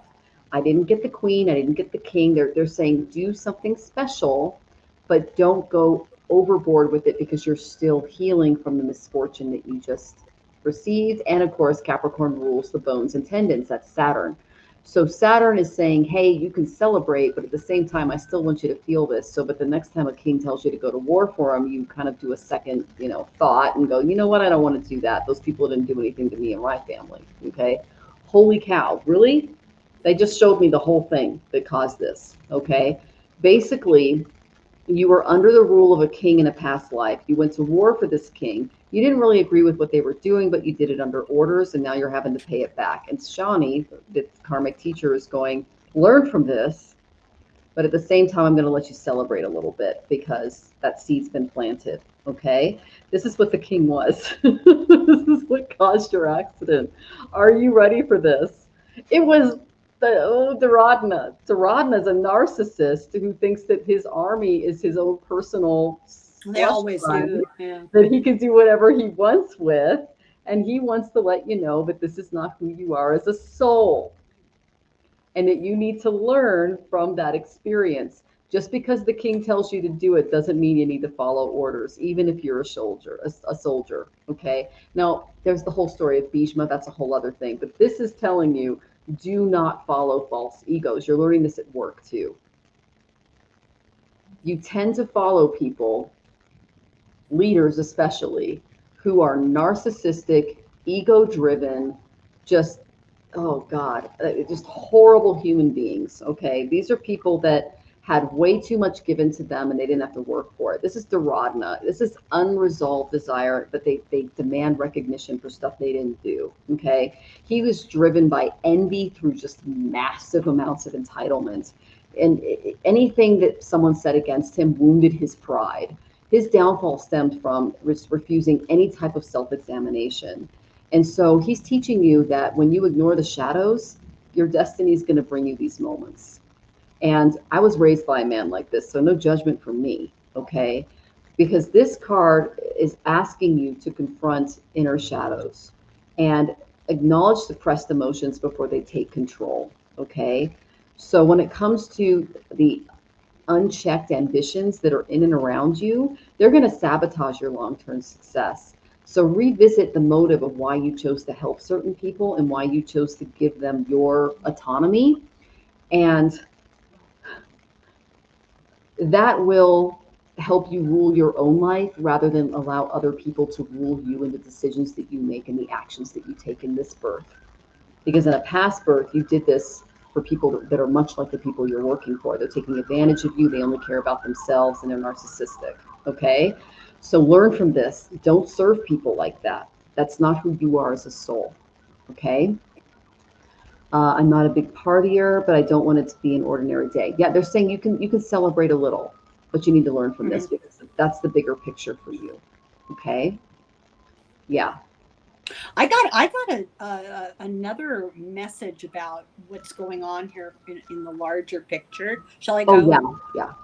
Shall I go? Because, okay. Yeah, this doesn't narrow down in my life. A lot of people, even now, I'm scaling down just the minor non-war starting level ones. Okay, yeah. So there you go. So you're already doing the introspection. You know, Yeah. Jonathan's paying back the same stuff. He just did it economically for a king in his past birth. And boy, is he paying economically in this one. Luckily, he has someone that can help him. But at the same time, he's still having to pay it. And I tell him, you know, the reason why you're going through all of this stuff is because you did this, this, and this in a past birth. And I got Akashic record readers and mediums on board and they all confirmed it. So yeah. Okay, Helen. Okay, sorry. I got the 4 of Wands. Yes, celebrate, but do with a few close friends, right? But I got a message about what happened to you, and I think this is really interesting. Think about the injuries that you had. All 4 of your limbs were broken. Not only could you not help yourself, you could do nothing for anybody. You know, you were forced into inactivity and introspection and a period of time where even if you wanted to reach out and help other people, you couldn't. And part of that lesson for you was the importance of going beyond yourself and doing things for other people while you're able to do it. And these next 3 cards, to me, that's the message here. You're the Queen of Cups. You survived. You are now, we're hoping, I'm going to assume this is true, much more compassionate for other people. You've gone through some stuff. You've suffered, you know, and that you can either, not you, but in general, people who suffer a lot can either get stuck in self-pity or they can take that experience and learn compassion for others from that experience. So go out, Knight of Cups, go out and see what you can do. Reach out to other people. And then the 2 of Cups, which is about working with other people, being compassionate, acts of service and love. So this injury that you had, yes, it addressed former lives. Yes, it addressed karma, but it also addressed the here and now. And I don't know, I can't imagine going through that. I had a friend in high school who got hurt on a motorcycle and this is after high school. I ran into her in the bathroom of the public library one day. She was in the stall with her grandmother because she had 2 broken arms and her grandmother had to help her in the bathroom. And I thought about that ever since, because I thought, boy, what do you learn from an experience like that? You learn humility. You learn to accept love and to accept acts of service. And that's very hard. It's humbling to do that. But you take those lessons and put them to work. Have your celebration and then go do good things for other people. Oh. Shockingly happy. That's good. See, it helped. It is. And welcome, Spider Bite. Good to see you. Thank you so much for joining us. I got your question in. Oh. And Spider Bite says, that's a gorgeous card. Okay, awesome. So, yeah, some patients, I mean, that just kind of hit me. You have a stellium just like Jonathan does in your chart. And it's really interesting because his was economic, but yours was actually physical. And so you had to, and you mentioned the motorcycle, Helen. That's another thing. Jonathan almost lost his leg in a motorcycle accident in high school. He got run over by a truck. It ran over his leg. Now he's the opposite of me. We actually measured this because we're so different body type wise. I measured my thigh. That's like the biggest part of my thigh. It's the size of his ankle. I can't even talk to you. Serious. He is like, he's built like Thor. Like it's like he's like the lightning god over here. He's huge bones, and I'm like, it's no wonder I was attracted to you, because it's just like I guess biologically we'd like even each other out, Yeah. Well, you know what we used to call motorcycles in the hospital? Well, he got his leg got run over, and they said he shouldn't have a leg left. Yeah. But because, what did they call you? Because he has the legs and bones of a Viking longshoreman, he'll survive. He'll be fine. He's never broken a bone. He's never snapped a tendon. Wow. Because he's built like a Viking god. I mean, it's crazy. And I'm like a bird, so. So I worked on a neurology floor. Yeah. Lots of head injuries and many, many, many young guys, motorcycle accidents. And this sounds callous. Don't take this the wrong way. People who work in the medical field with life and death situations, they have to be able to use humor, or they couldn't help you because the emotion would be too much. We called motorcycles donor cycles. Oh yeah, because once the brain goes or the heart goes, you got to act quick, and you got to make sure, especially if they are an organ donor on their card, you got to get them in. But so often an accident with a motorcycle ends up in donating organs. So often. Yeah. And that's why, that's why I had so many issues with the issue with Alex Preddy. I don't know if did you read about Alex Preddy? Alex Preddy was in Minneapolis? In Minnesota, yeah. He was in Minnesota, and was he on a motorcycle? No, he was actually helping someone. He was killed by ice, and he was actually helping a woman up, and they shot him 9 times in the back. Right. And what he did for a living was he was an ICU nurse. Right. And he was the one responsible for wheeling the head injuries, the emergency patients out for organ donation. And he would do a whole prayer, and he would everything for the family. He would videotape it. He would do the whole thing. And so, it's kind of like that. You have to separate your emotions, but at the same time honor the family. And it's a mindset that takes some getting used to. I did read that. I thought you were going to say something that he was on a motorcycle. I was taking you. Oh no, he was shot 9 times in the back by a coward. Right, and when I heard about what he did for a living, I thought, well, of course, what we've got here is karma working itself out here. This is somebody who's spiritually dedicated his life to acts of service. Yes. In a big way. And at some point made the decisions on a subconscious level, that the sacrifice might change the conversation, might make things, better. And some patient says, after the fall, I was 100% on my own, no support, no hospitalization, nothing but me, alone at home with ibuprofen. Are you kidding me? How did you do that? This is just wrong. This is so wrong. And it should also let you know who your friends and family are. I mean, you know, if you're not getting that kind of support, it's time for a reset, my dear, you know. And then Rose Blue says that's why the helmet is called the brain bucket. Yeah. Ew. Yeah. Yes. Yeah, well, that's, you know, when you've worked enough in this, you know, it's kind of like if you've lived in the United States and you go to another country and like something traumatic happens and everyone around you freaking out. This actually happened here in Mexico. And I'm just like, I'm the only one non-reacting because I'm like, okay, they haven't seen like that. It's got to be a Tuesday. Yeah, I mean, like you just get used to it, you know, it's part of being in the medical community. It really is. So I know that sounds a little much, but it's just when you just have to get used to it. You have to be able to separate yourself a little bit from the emotional reaction. Yeah. And you can fall apart later. And a lot of people do fall apart later, but you can, in order to do the job, you have to be able to keep that distance a little bit.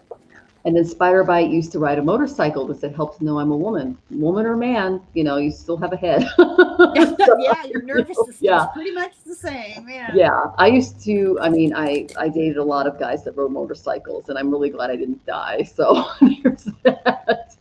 So, and then Venus says, I love that Spider Bite. Yeah. I've ridden motorcycles too myself, and it's just like, you know, it wasn't necessarily the riding the motorcycle; it was the other drivers on the road that were the problem, you know. So I had a girlfriend at the hospital who was a nurse who was real, you know, she was radical. Oh yeah, she had a motorcycle. Oh, after seeing all the head patients that came in. Yes, and one night after we were waiting for my husband to get off work, so it was like, you know, 10:30 at night. 2 blocks from the hospital, she said, come on, Helen, get on my bike. I'll drive you over to the hospital. And I was like, I don't want to. But I got on the back 2 blocks going, you know, residential section, 25 miles an hour, 10:30 at night, no traffic. I thought I was going to have a heart attack. I do not understand the allure. I'm a coward. I do not like adrenaline. I'm a chicken. Oh God! I embrace it fully. I'm a chicken. I'm surprised I'm not dead. You know, I dated guys that were crazy, bungee jumping, Olympic guys. I would, and Jonathan was like that too when he was younger. I like guys that are like dangerous. You know what I mean? And so, and I'll get right in there with them. I really don't know. I'm not dead. I'm very boring. I like, you know, predictability and calm and sanity. If you think bungee jumping is fun, I have nothing in common with you. I don't. Well, when I'm not like that anymore, but you know, I would still jump out of an airplane though, just to kind of feel the chute. I would do that. You do realize that. Yeah. No. I know. It's just because when you've been through so much, it's just like, what's this going to do? You know? Well, I can tell you the possibilities. If you want to know, I can tell you. You don't have to do it to find out. I can tell you what the possibilities are. You might land safely and you might not. Come in. You're defying gravity. Good luck with that. I mean, and that's why I think like the divine made me a nurse at a young age so that I could see that and not do too many stupid things. So, and I haven't. I've thought about it, but I haven't. And then this is Jonathan. It was the same for me with the leg injury. Elevation and Tylenol was the whole medical program in 1974. Yeah. I decided to never write again, just past it now. Oh my gosh. I don't know how I did it, but I did it. You did it. You're amazing. You're a strong soul. I mean, I don't know how you did it either. That is amazing. And in spite of it, I sold my motorbike 3 weeks ago. Woo! Thank God. Yeah. Oh, I mean, I get where you're coming from because I was a little bit of a daredevil myself. So I've done some crazy stuff. And I look back on that and go, thank God I'm alive. It really, oh my goodness. Wind therapy. That's a good way of seeing it, you know. Wind therapy. And then some patient says, I'm still on my own. I have 3 MRIs this month. Tendon teams diagnosed, ankle, elbow, and shoulder. 3rd outpatient's procedure on my right shoulder past Thursday. Yeah, that's why they're telling you not to celebrate too hard because you're still healing. That's going on. But they did show me why this happened to you. Okay, you were basically following a false king, just like you're following a false boss right now. Okay, they're trying. And to it's incredible how long these things can take to heal. It's Mhm. really much longer than you would think. Yeah. And then Pure Love Essence, I get it. I used to work at day center most of the time, died on lunchtime or after lunchtime. Oh my goodness, yeah. And then Tylenol is vastly underrated. Okay. I'm an ibuprofen girl. Tylenol doesn't work on me. I just bite a chunk of leather. Yeah, there you go. Pain threshold. Drink some meat and bite a chunk of leather. That's the Viking As and my Helen. mother would say, offer it up to the souls in purgatory. Oh my gosh. Oh, I'm right there with you, Do Rose we have somebody Blue. else to read for? We do. Somebody waiting? Going, come on, you guys. I think we got through our let's see. I think we got big through requests. all of our tippers. Yeah. So let's go in order of our requests. Okay. I know Helen's keeping me on track. Oh, I know. LOL. That's a sad statement if I ever heard it. Well, Kaylee left, so she's not here. Aaron. So general reading, please, for Aaron. Okay, thank you for being patient with us, Aaron. My barefoot friend. I did pull cards for you, Aaron, and they're actually really good ones. The first card, while Helen pulls, is I got the lovely Jupiter for you. So you've got some good things coming your way, my dear. This Jupiter is like the Santa Claus of the zodiac. He just entered sidereal Cancer. So this tells me that there is something homeland-wise, something good coming your way. Okay, this is a really good card to get because it tells me that you have blessings coming, and you are such a good steward for your tribe and for the people that are a little lost when it comes to finding their way, especially the younger ones. They're showing me younger men. Okay, so your big blessings coming. So that's what's really good for your guides. Your hard work will pay off. This came up upright. This is the 10 of Wands. Now she's literally walking with a bunch of bags on a yak's body. What this represents is you're able to take the load of the responsibilities that have been given to you and see them to fruition. This also kind of reminds me of the cliffs that you have to run up and down when you're salmon fishing in your shower shoes. But you're amazing. Like, you know how to work hard and make it come to fruition. So everything that you're doing now is going to work out for you. Okay. And that's really great news. This is who you are in the mix. I got the King of Cups. Now, this is emotional authority, but it's balanced with a passion for life, a passion for others. You're a healer, you're a counselor, you're a bit of an artist too. You can bring stability in other people's emotions because you're a compassionate ally and an ultimate listener. And notice that he's by the ocean here, he's by the water. And that's where you work, that's where you're your best. So you can help people as kind of like a leader and a guru in your tribe because you command that realm and you take on the leadership and responsibility that's required for you. So this is very Cancerian. Jupiter just entered Cancer. It's going to be there until June 25th of next year. And so this is your chance to shine, my friend. You're really going to do well when it comes to leading others. And then, I mean, I love getting this card because it reminds me that the universe is at your beck and call. Okay, it tells me that you are in tune with the sounds of the universe and what's going on.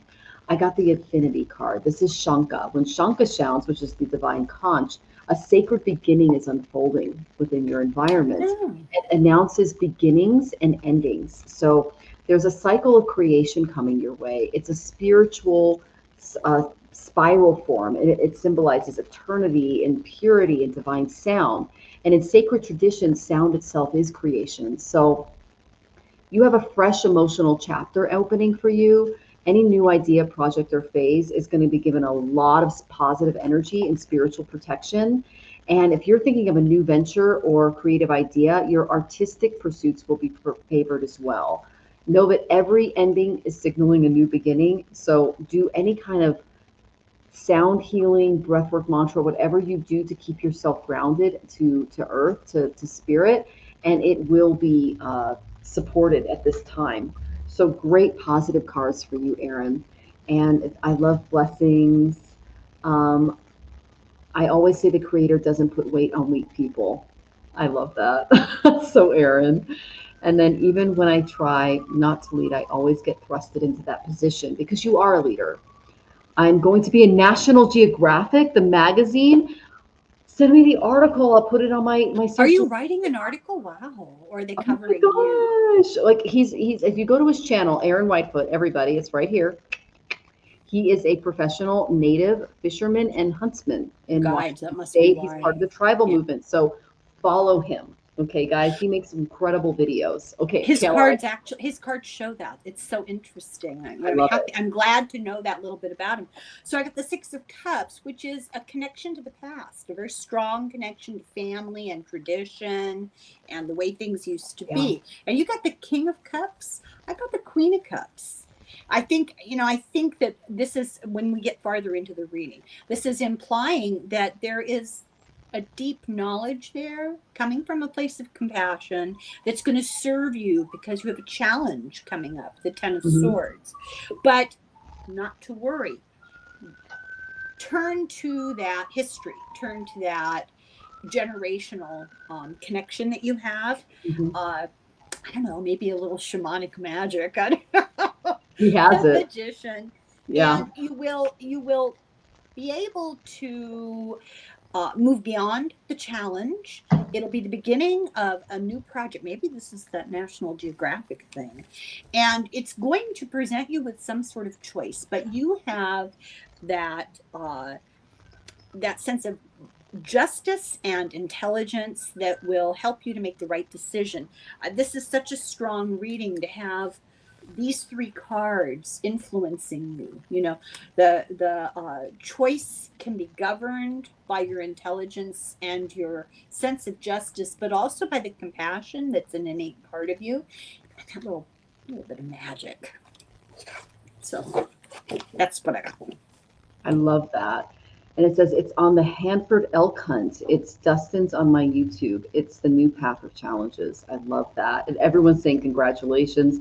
National Geographic is no small feat. That's probably why I got so many good cards for you. Incredible. Yeah. Now, you did get the Ten of Swords. What did you feel through that energy? Well, I think there's a challenge coming. I think he's going to be facing maybe a decision, maybe just a problem, a challenge of some sort. Because I know that native lands, especially in Washington, they're going to come later. But do you feel that it's connected to his land or his tribe at all? I think the answer is, I don't know what the issue is, but I think he will find it in his heritage and in the inner wisdom that he has. And I don't think he needs to be told that. I think he knows that he can access that. I have that feeling, you know. But having some trust in the magic that carries for you, there's a strong history there, and you can lean on that and utilize that, and it'll help whatever this decision or challenge is. You know, not all challenges are bad either. No, because that's where growth comes from. Yeah. And everyone's congratulating you, Aaron. That is so well deserved. I mean, it's huge. And it says the challenge will be the people of my tribe will be mad at me. Why will they be mad at you? You know, but you're bringing a light to that area. So that's good. Why would they be mad at him? Consorting with the defilers of the land, you know. Kind of broke down our hunt by detail, and tribal members will be mad when it comes out. Oh, okay. So it's kind of like if you're an Italian mother, you gave out the secret sauce. Okay. Secrets, yeah. Yeah, okay. Maybe that's that Queen of Cups, you know, that inner wisdom, that knowledge. Well, but here's, give me a second. I'm getting a message. Okay. Wow. What's coming for the land is that the people that are going to try to, they're fighting the wrong battle. Okay. So can you guys give me an analogy? They're just showing me kind of a movie right now. The people that are going to try to take over that land and the responsibility for it will not have the honor or responsibility that you do. And this documentary will help inspire others to protect, support, and even fund its safety. So this is not a bad thing. It's kind of like, Okay, you guys gave me an analogy. Okay, mom gave away the secret sauce, and a corporation tries to steal it, and so the entire town gets around her, and she makes it famous on her own. It's kind of like that. So it's literally you're they can't remake it because they don't have the magic. They don't have the magician. Like Helen said, they're going to try to do it and they're going to fail because they don't have the spirit of the guides and of nature behind them.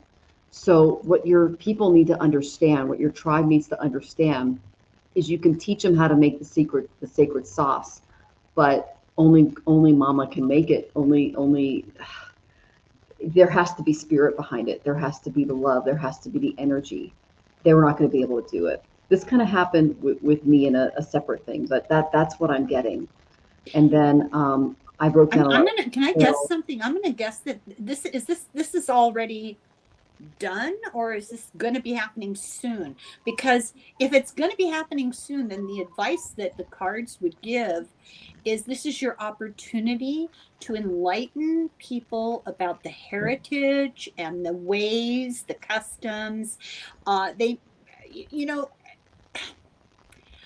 I see the argument for both sides. That's why I'm hesitating. I can understand why they would want to hold those things close, but people cannot appreciate what they don't understand. Mm-hmm. And how will the larger culture fully appreciate what it is that you have to offer from your culture if they're not told about it, if they don't know about it? Are they afraid that somebody else is going to come in and try to do the hunt the same way? Is that what they're worried about? Like take the pointers and use that to go hunt themselves? He says the hunt is done. The article hasn't put out because they love it and want it to wait until the summer edition is put out. Now, Jonathan, I'm going to put you on the spot because you're humming and hawing. Just to give you guys some background on Jonathan, he is from Choctaw tribe, which is part of Cherokee, but it's like they melded after the white people killed all of them. So that's his original family affiliation with Native tribes, and he worked with the the Native tribes, the Tao tribal, and it was Tao, and he worked with the Duwamish, and he worked with the Sammamish. He worked with it was the tribes of Washington. And so Jonathan actually has some stuff here, and he just hummed and hawed. And do you have a message for Aaron? Okay, you have to speak up, honey. You come and sit right here. Because Jonathan did a lot of work for the tribes of Washington, so he wants to kind of chime in. Yeah, the Hanford site has always been a problem. It was actually. Oh, he knows about the Hanford site. Let me. Yeah, this is the nuclear site. Okay, right? there we go. Nuclear reactor is the way to put it, and it was used to create a lot. It was used in the research that led to nuclear warfare. One bomb been dropped in the entire history, and it was the United States dropping it on Japan, and some of the material came from Hanford. And Hanford is still an operating nuclear plant. You can't really shut it down because it's like opening Satan's box.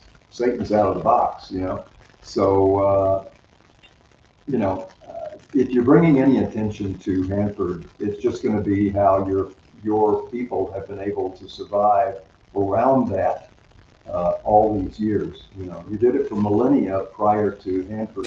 Before they polluted. Yeah, they had all this. Now there it is, and you can't really just go over to the nuclear reactor and flip the off switch. It doesn't work that way. It's going to be. It will be active for millennia. Well, they had the downwinders, right, Jonathan? They had all the people that were affected by the nuclear. There's no good direction to stand in a nuclear reactor. Yeah. So, bringing awareness brings in allies as well as those who would be. Yeah, I think it's a good idea but it's like anything else. You have to be tactful. You have to do it gently. You can't just blurt out the truth even though it's the truth.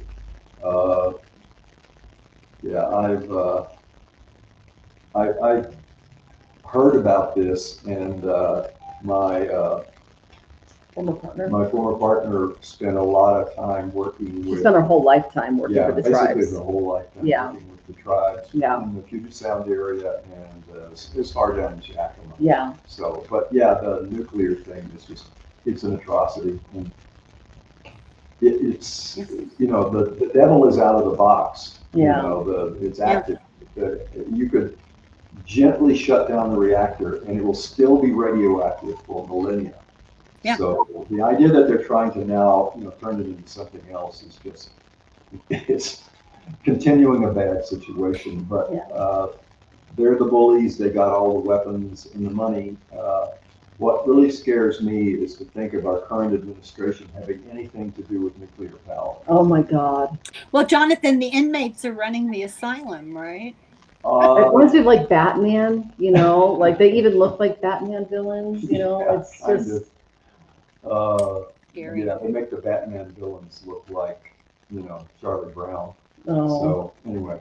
But that brings us full circle to what we started talking about at the very beginning. These are things that we cannot control. We can protest, you know, we can vote, but ultimately the inmates are running the asylum, and so we have to learn how to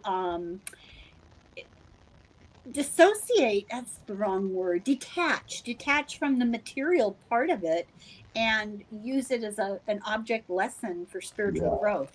That's much easier said than done.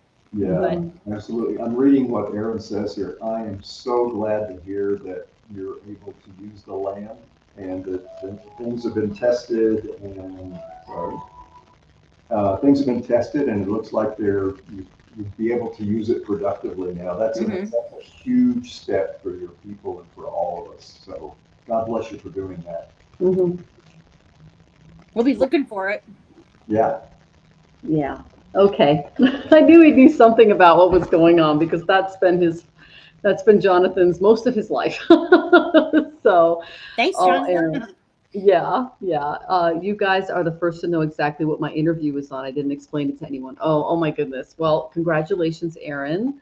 You took one for the team. You are an amazing person. And then Venus says, I love it when Jonathan chimes in. Very wise hubby. Oh, thank you, Venus. I'm very lucky.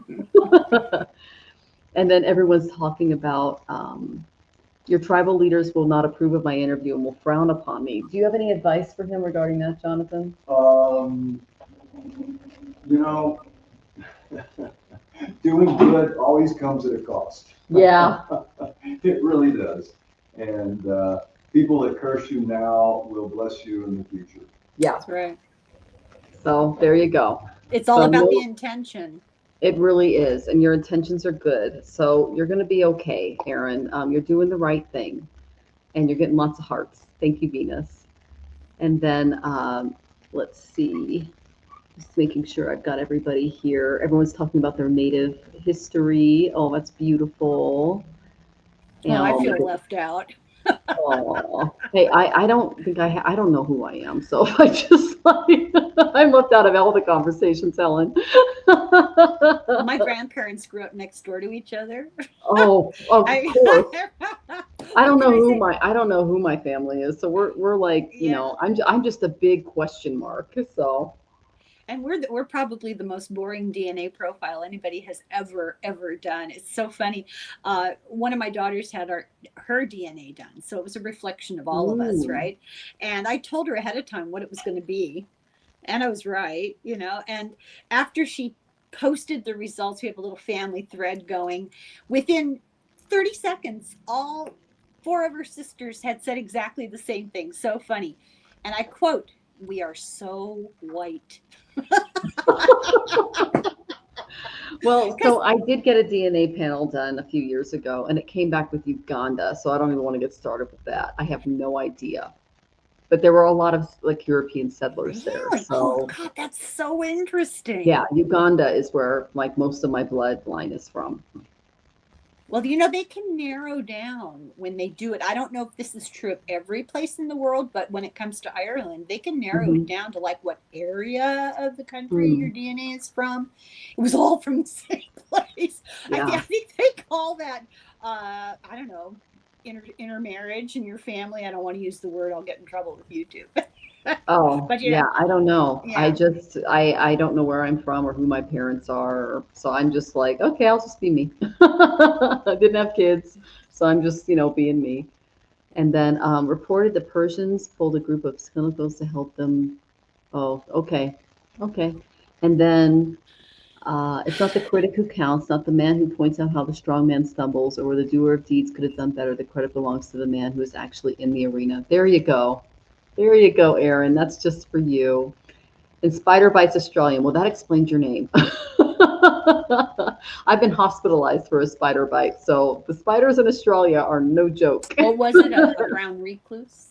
It was actually a hobo spider. It was a male hobo spider. Oh my God. And it was in my ex's bed. And I know it was a whole thing. And so I woke up and there was this thing on my knee and I'm like, oh, I'll get over it. I'll get over it. And then it started it was bad. I had to go to the hospital. Necrosis, right? Yeah, I started getting like the lines up the leg. I mean, they got over half a cup of pus out of my knee. Yeah, I know. It was a thing. It was necrosis. Okay. Yeah, it was like eating through me. But apparently hobo spiders between February and March, male ones, have really potent venom. And I'm like, oh, I learned something about venomous spiders in Washington. And this was in Kirkland, Washington. So it was right near the lake. So, and you were in the house. Yeah. This was when I was dating my ex, who was just like the devil. But I think it was just them trying to get me to run. See, I was thinking if I just stayed inside, I'd be okay. But this is scary news. I'm going to worry about this now. Oh, my God. No, don't mess with them, especially between January and March. That's what the Evergreen Hospital told me. They were like, oh, you would not believe how many bites were coming in. So, yeah. And then whose face is marred by dust and sweat and blood, who strives valiantly, who errs, coming up short and short again. There's no effort without error and shortcoming. Okay. Yeah, some patience has been through some stuff and is reading some stuff. Enthusiasm, great devotions, spends himself worthy in a cause. The best knows the end, the triumph and high achievement. Yeah, you're getting like a prophetic message. Yeah, here. who is this? Who are we quoting here? This is the person Theodore Roosevelt. We talked about teddy bears at the beginning, didn't we? In chocolate. Teddy Roosevelt. Charge! Yes. Yeah. Did you ever see Arsenic and Old Lace? Yeah, maybe. I don't know. Oh, my gosh. Cary Grant. I mean, it's a play, but they made a movie of it with Cary Grant, and he's got two old aunts who are just a little daughtery, but it turns out they're actually poisoning all these men. Oh. All these guys come to visit, and they give them tea, and it has arsenic in it, but it's a comedy, and it's very, very funny. Yeah. Is it Irene Dunn? I can't remember who the woman is in it. But it's Cary Grant. That's all I care about. Oh my gosh, I love that. Yeah. Oh, it's very Ashleisha. Ashlishas are the administrators of poison, and they can use them for good or bad, depending on the nakshatra they're in. And then your Caribbean tribal, very cool. And then Aaron says, like always, appreciate you guys, love you. Missed you. We missed you too, Aaron. You've been busy, getting into National Geographic. Please send me the article. I feel very happy now. I got to share this with you. Prayer is so strong because you take time out of your life to think of someone else. Of course, every day we pray every single morning and night for all of you. We love you guys so much, and you're included in that, Aaron. And then, oh dear, yes. Yeah. Brown recluse on my backside, Dexigo, antibiotic shots in my hips. Oh, those are the worst. I hear you.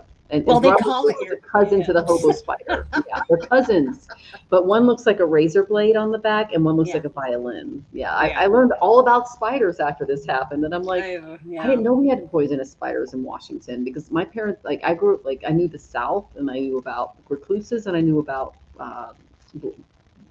black widows, but I did not know about hobos.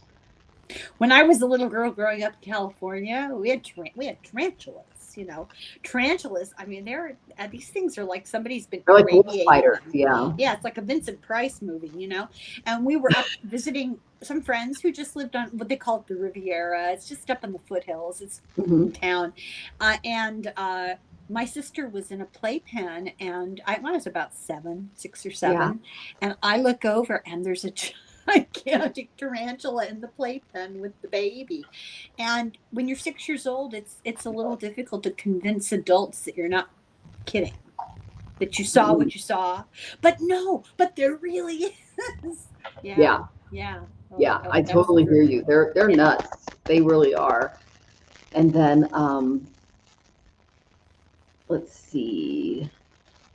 Oh yes, Aaron, let us know when your interview is televised. Yes, please do. We want to just spread it So to it's the going to be world. on TV as well as in a magazine, or is it just going to be in a I don't magazine? know. Like, tell us, Aaron. This is really exciting stuff. We want to Oh. celebrate you. This is huge. Can we You get an know. autograph?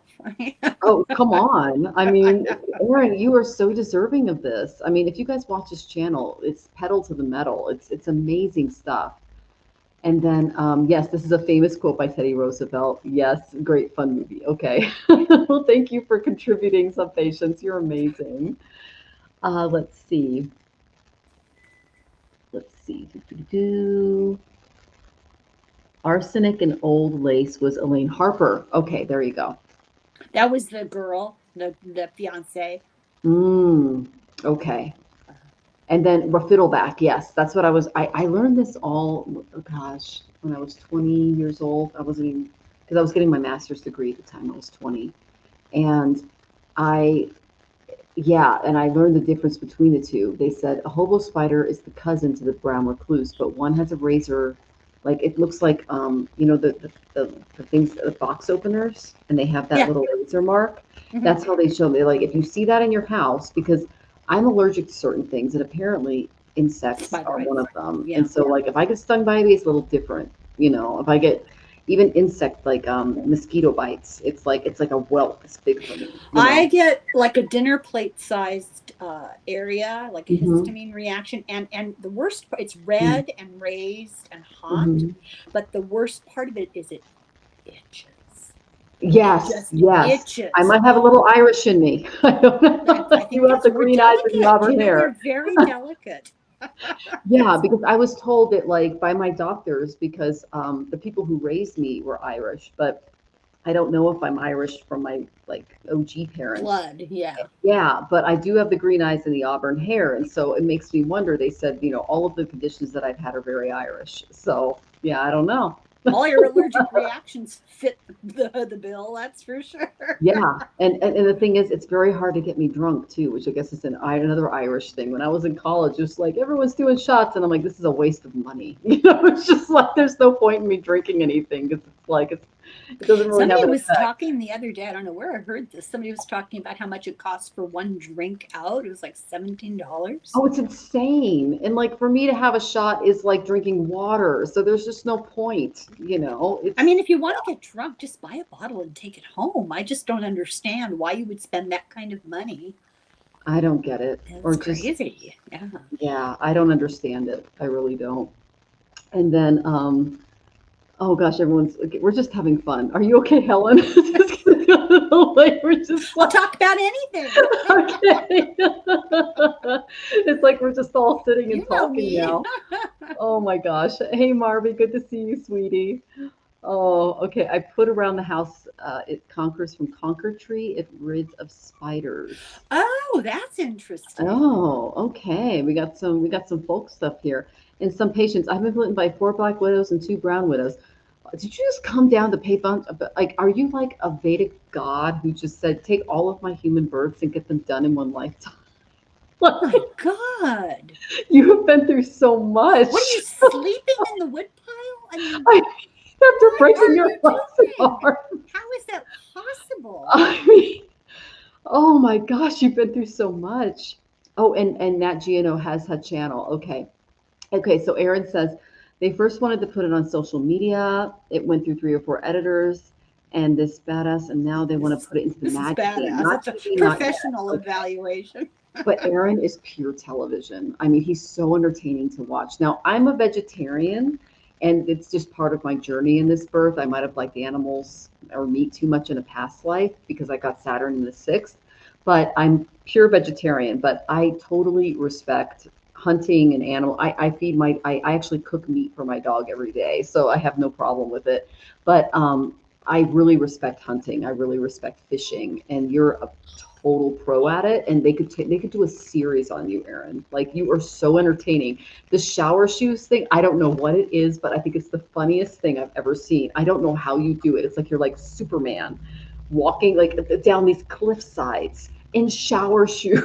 Like, how do you do that? Maybe it's my bird legs. I don't know, but I just look at that and have so much respect. You know? It's just unreal. Yeah. I believe I was asked to do a podcast. That's my goal. Podcasts are huge right now, especially you could actually, because young men, especially right now in los Estados Unidos, America, they're so lost. They're so lost, Erin. They need purpose. They need drive. I mean, they need a way where You they see this? You know what that is? Would you say you skipped a little bit? Do you see this? Yes. You know what this is? Yeah. The world's smallest violin, Crimea River. They're so lost. I'm sorry. I have zero sympathy. Zero. Yeah. You know, when you have run the world for millennia Mm-hmm. with violence and force and oppression, and now maybe you have to cede a little inch, Mm-hmm. and we're all supposed to go into mourning for you? I don't think so. Yeah. Yeah. I'm sorry, I have no opinions.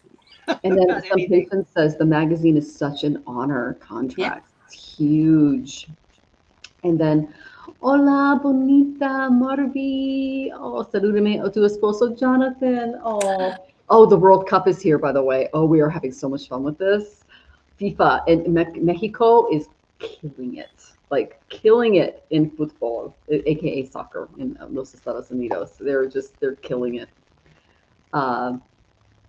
Aaron would be hilarious in a podcast, scooped broadcast TV. Totally agree. Totally agree. I think they're taking the place, really. Yeah, I mean, here's the thing. Mexico, they deserve all the props. You know, I mean, the culture here. No, I mean podcasts are taking the place of TV Oh, shows. podcasts. I'm sorry, Yeah. I misheard. Yeah, totally. They really are. It's the new radio. And what Jonathan and I, that's how we kind of keep up on current events, is we just listen. Yeah. We listen to the podcasts.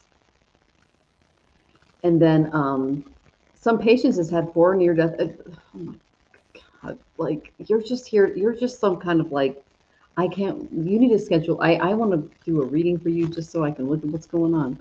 Okay, I invited them to follow us on our buffalo hunt. Yep, that's awesome.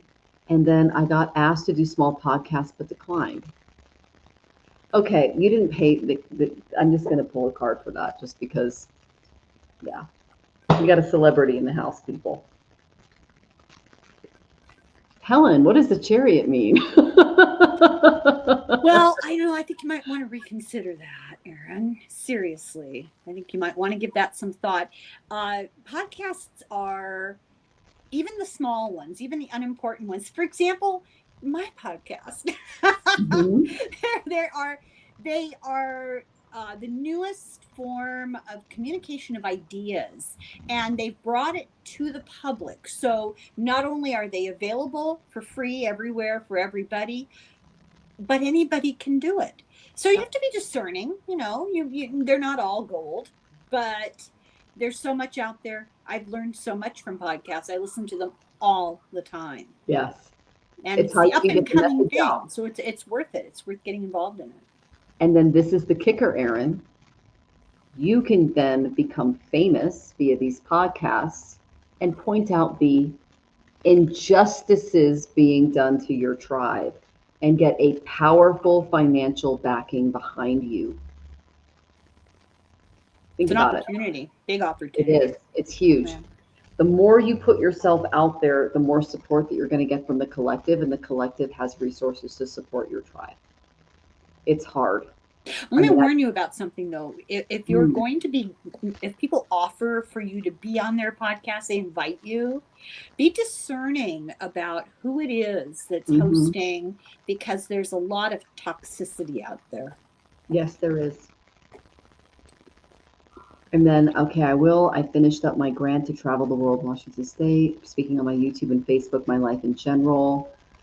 I'm feeling I have the confidence now. Good for you. Oh my gosh. Yes, we're still going. Kaylee, good to see you, sweetie. We're having fun. That's why I declined. Okay, so he picked up on that. Like, Aaron is very much in touch with his guides and spirit. So, you know, he lives in an environment where he can do that. I I totally understand it.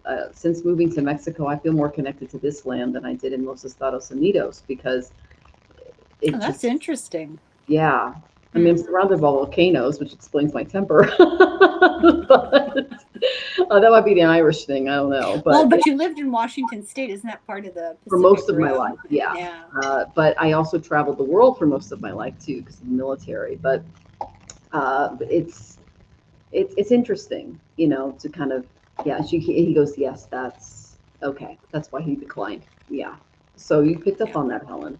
Any advice, or I mean, we're just Yeah. Say no to Jonathan Peterson that's because exactly his how it name's goes. Canadian psychiatrist. Mhm. He's a misogynist. Yeah. Okay. There's a lot of misogyny. There's a lot of racism. Mhm. There's a lot of toxic masculinity. If you Mhm. see two boys sitting across from each other, well, 35-year-old boys sitting across from each other with backwards baseball caps, bro, Oh, or sideways is even worse. it's like a sign. Yeah. You just have to kind of dig into where they're coming from. Yeah. Yeah. Yeah. Oh my goodness. Okay, so we're just going to call a couple of people and then we're going to sign out.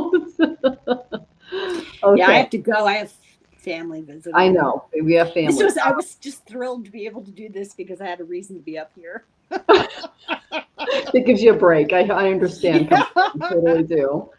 We have Noor and we have Spiderbite. I think Spiderbite's still in the audience, but is Noor here? And then we appreciate you too, Erin. Thank you for coming back. It was fun. Yeah, you've got a standing ovation, like claps all around and throughout for you. I'm so excited for you and your new I might be venture. getting in I know touch you're with you doing the once I right read thing. that article. And I have not lived in England. I haven't lived there, but yeah. Okay, All now, right. who But I are do you reading? I have a perfect, this is kind of weird, Helen. I have a how do you say it? It's a birthmark on my back and it's England and Scotland and Ireland. It's in the shape. It's in the shape. It's a map and it's the UK on Yeah, my back. that is weird. Isn't it? Like if you take a Yeah. photo of it and you compare it, it's the UK, but it's a birthmark on my back. Isn't that weird? Ew. Yeah. Like Jonathan Well, was it's like, obviously he goes, "You have the influenced. UK on your back." I'm like, "You're not the first person to tell me that." Not the first person to see it. I wear backless dresses, you know. Oh, okay. No, you've read those books about people who remember past lives, remember how they died, they were shot, and they actually have a Oh scar yeah, in this but it's life in the where exact outline of like it's got Scotland, Ireland, and then Europe. Like it's not Europe. I'm sorry, England on my back. It's weird. And then I asked my mother about it when I was younger. I'm like, "What's this?" When we were younger, they called them. They weren't great, but it was on my bum, and then it just moved up, and it's like right here now. So and it looks like it's like an exact map of the UK on my back. It's weird. didn't change shape when it moved. No. Oh man, that's very weird. Isn't it? Yeah. And I don't have like I'm not very freckled, unless I get into a lot of sun and the freckles disappear. But I don't have a lot of marks or anything. It's just that. So it's very interesting. I might have been stabbed in the back. I don't know. Well, I was thinking more like, were you branded in a former life? Maybe, I don't know, but it Medical looks thing? just like the UK, and it's I'll send you a photo sometime, but it's weird. So weird. Okay, who was asking about their love life? Okay. Because that's what I've been thinking Yeah. about. Oh, it's Spiderbite, our Australian friend. Oh, okay. February 8th, 1967. Do you see me having a prosperous, happy future? Any future partners for me? Oh, you're a big dreamer. Okay, you got it. February 8th. Oh, that's Bodie's birthday. The Australian accent is my favorite accent. Oh. My favorite actor, like Hala, is Hugh Jackman. Do you have yours? Who? My favorite actor? Like. Cary Grant. Cary Grant. Ooh, Cary Grant. That's a good one. I know he's dead. I know that. that doesn't seem to matter. No, I it just think doesn't. he's vastly more talented than anybody else I can think of, because he can do drama, comedy, and all things in between. I mean, he's been in Alfred Hitchcock movies. He was in Arsenic and Old Lace. He did all those hilarious movies with Katharine Hepburn. I mean, I think he's in my software. I'll do a partner chart to see if you guys would be compatible. That'd be fun to do sometime. Well, I covered him on my channel, and then Deborah Lupien and I, she channels, and I asked him questions. I may have asked him to marry me. I don't know. I can't remember, but not in the stars. Oh my goodness. Okay. Spider bite. So I have some homework for you. I'm sorry to say this, but this is Helen's probably going to have the better cards because I'm going first, but this is what guides are having you work on. Okay. Oh, and yes, Hugh Jackman's very musical, and so is Cary Grant. So they were both on Broadway. Yeah, they're both. Oh, yeah. And I'm a musical person, so yeah, it's a thing. Oh, Spider Bites is Pierce Brosnan. Oh, you like pretty boys. I love that. If I had to pick a live person, I like rugged boys. Really like, oh God, what's his name? He's on Broadway. He was in Mindhunter. Oh my God, he's young. How can I not remember that? This is so sad. It'll come to me. He was in, I was also in a movie, a horror movie, which is weird. M. Night Shyamalan. McCallany? Pardon? Holt McCallany? No, I want to say. Okay, I just put Broadway Mindhunter actor. Oh no, he was in. There's this fundraising charity thing that people from Broadway do every year, and it's called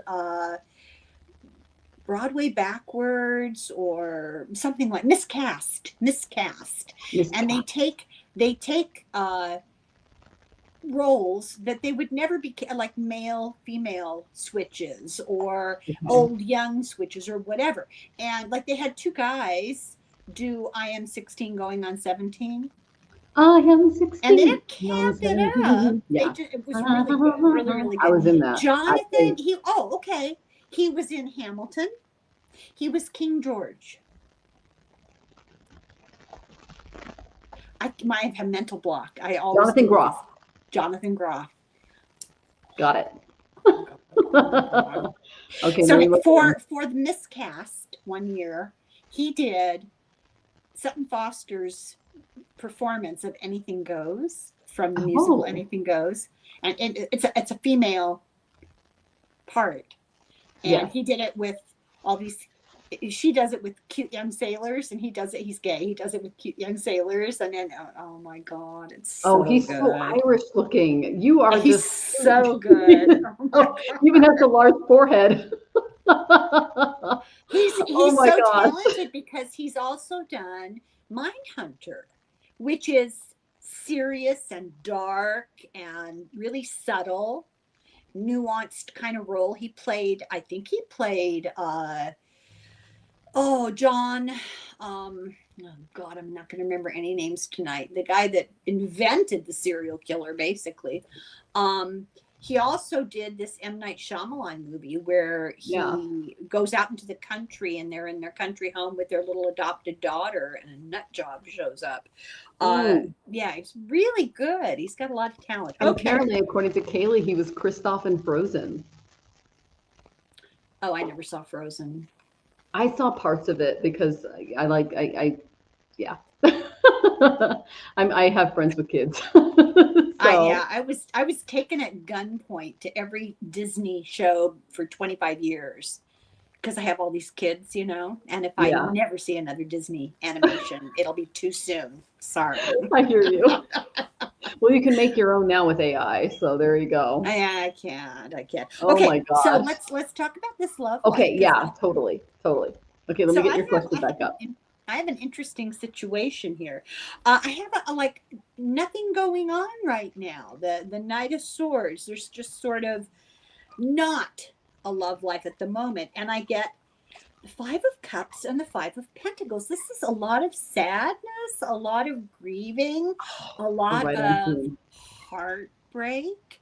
So I'm wondering, is there maybe a little scarring from something that had a little trauma that happened in the past? Yes. But here's your gift. You're extremely strong. You're extremely emotionally strong. No. Self-made.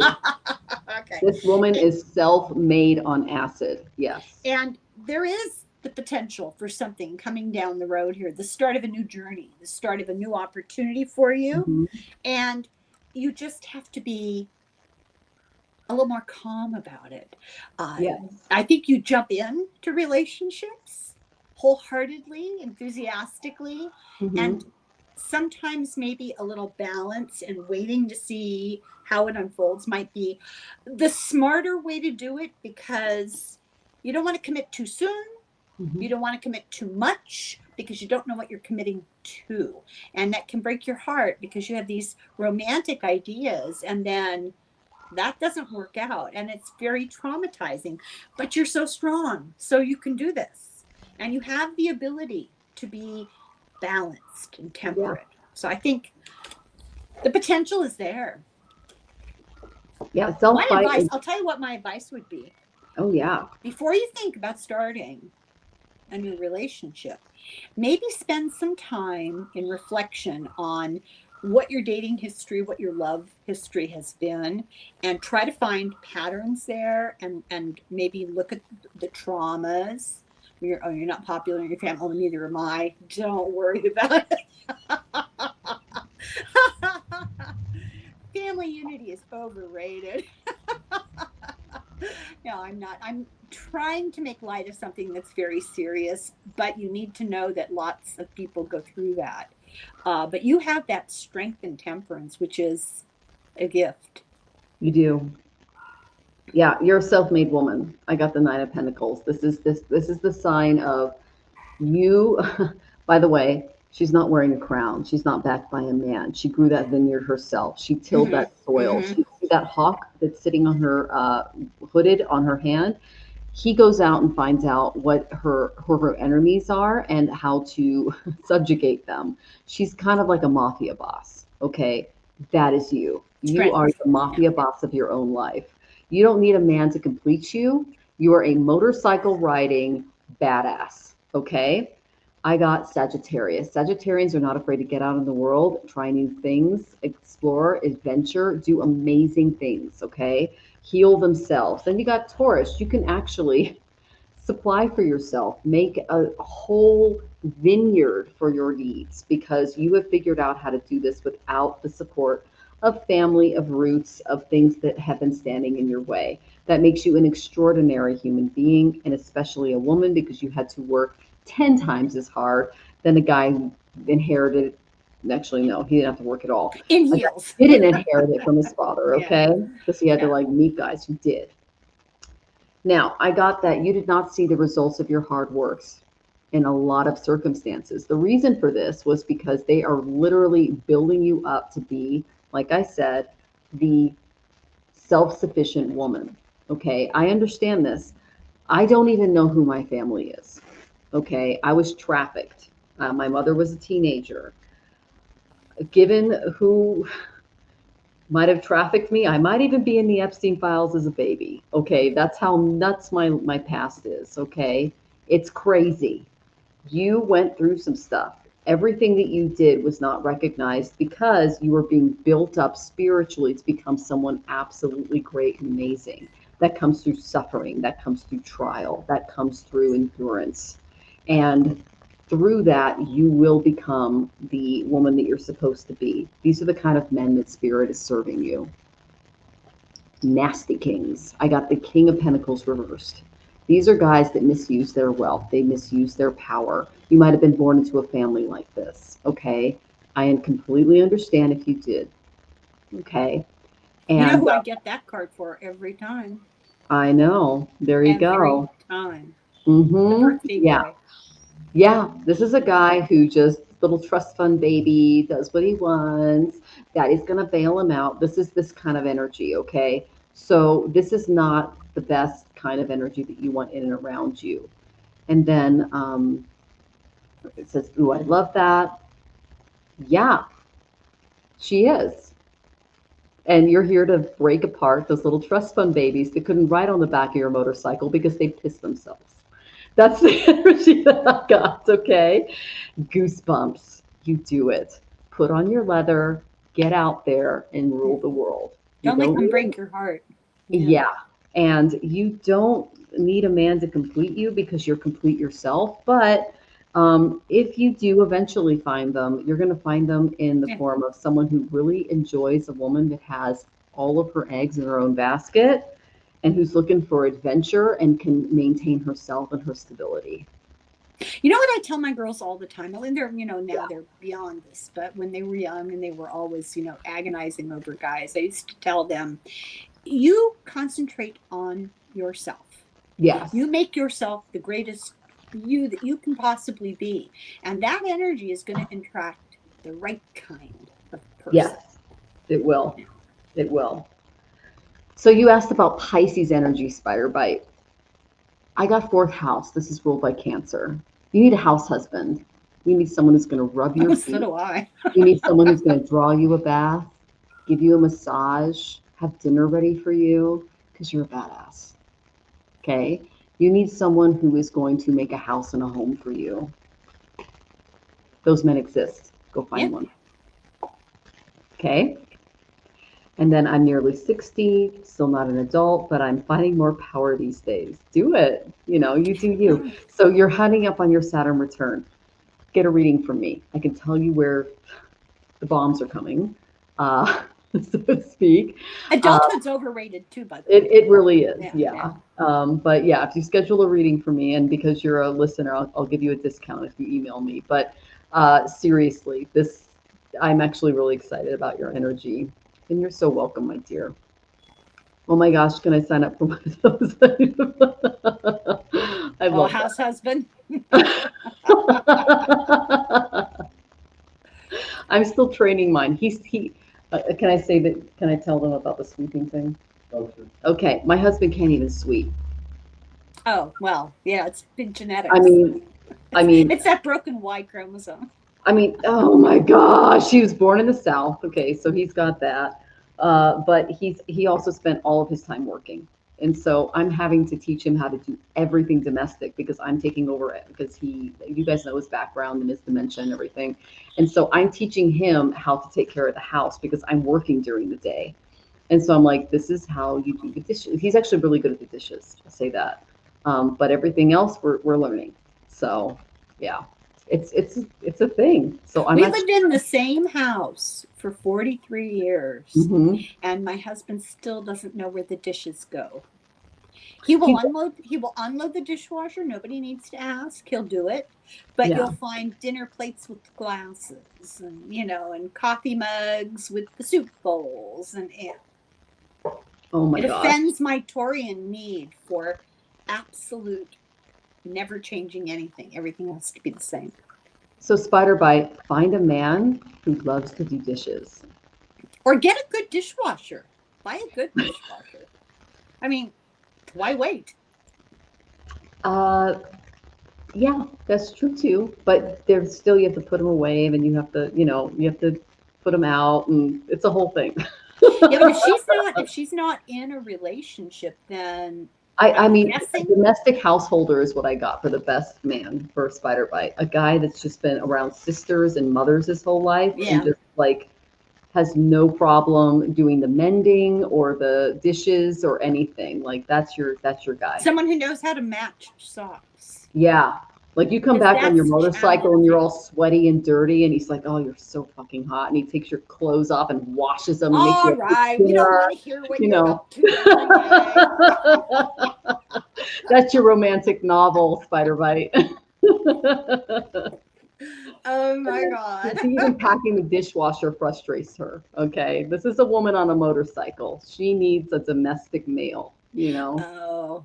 Yeah. See, I'm a Taurus. Putting things in the dishwasher, I really like organizing them. Oh yeah. And like It's if a, they it's a whole pods are thing. better or the liquid is better. Yeah, I'm a Yeah, domestic yeah. person. So, but I'm actually moving into the career point, and so I'm teaching him everything I learned. Yeah. Well, it Oh my cracked me gosh. up when you pulled those two cards and you got the Sagittarius I know. and the Yeah. Taurus. Oh My yeah. husband is a Sagittarius and I'm a Taurus. Oh, there you go. Now, boy, I'll tell you what. Talk about different. It's very Oh, interesting. Yeah, Mhm. very interesting. Yeah, Yeah. in a good way. I don't mean that. Oh bad. yeah, totally. Yeah. Totally. I hear you. And people think we're funny. I'd love a man to clean my apartment. Oh yeah, there you go. In a little apron and heels. I'm in a feather duster. Okay, we might get in trouble with YouTube. Okay, we go. All right. So let's see. Every house has the IKEA dish loader or the raccoon loader. Okay, we gotcha. All right. So we already went through all of those. Kaylee, are you still here? I mean, you've been with us since the beginning. I'll totally answer your question. And then Lisa, and then we're done. We have to go after that. Pogo Question. was having an issue. And then I packed it wrong. The detergent door wouldn't open. I had to do it again. Oh, you might need the pods in that case. Yeah. Go to YouTube and just type in what you need, or just get yourself a domestic male. And That's right. when you find one of those, they're just like, they have all this energy at the end of the day to do other things too. So you're going to be good if you find that. Okay. I know it's a little harder in Australia, but that's good. So what we have 3 questions, correct? just Fogo and Lisa. That's it. Oh, 2. Okay. Are you guys still here, loves? Yes. Okay. Had a really rough day. Any advice or insight, the reasons why this is But happening? they haven't checked in yet, so we don't answer questions unless they're here to hear them. So please check in. Otherwise, we're going to go ahead and close. Oh, this has been so much fun, Helen. I'll keep my eyes peeled. You're done. Okay. But that's what I got. When I get 4th house, it's like a man who's dedicated to the home, his mother. He might be a little soft around the edges, but you and your motorcycle, riding, amazing personality, he's going to really appreciate that. So as long as they're like golden retrievers. They're trainable. they are totally. And he's been trained by his mom is what I'm getting. Okay, Lisa's here. Okay, so we'll just answer Lisa's question. Okay, which is? I want to know if my mom is on the other side. Has any messages for me? Oh, okay. Okay, this is for Mama. Oh, I'll use my Thanks angels. for staying with me, Helen. This is a really long show. I never go this long. I'm happy to do it. Listen, I'm happy to do it. Today is a good day. I got the door barricaded. Well, I'm happy to be here. So, and you guys, Helen and I did a great show on AI the other day, so definitely check that out. I'm going to be putting it out. It was interesting, wasn't it? It was interesting what came up. Yeah, very disturbing. I've read some more disturbing stuff since then. Well, the thing is, I'm in the Death Star because I still work for Google, so it's interesting. I'm hearing all kinds of things on the other end. They don't support what's going on with Project 2025 and 2026, by the way. How could anybody with a soul? I know, but at the same time, they like the fact that they're not having any restraints because they're taking everything down so they could take it over. That's kind of what I'm getting.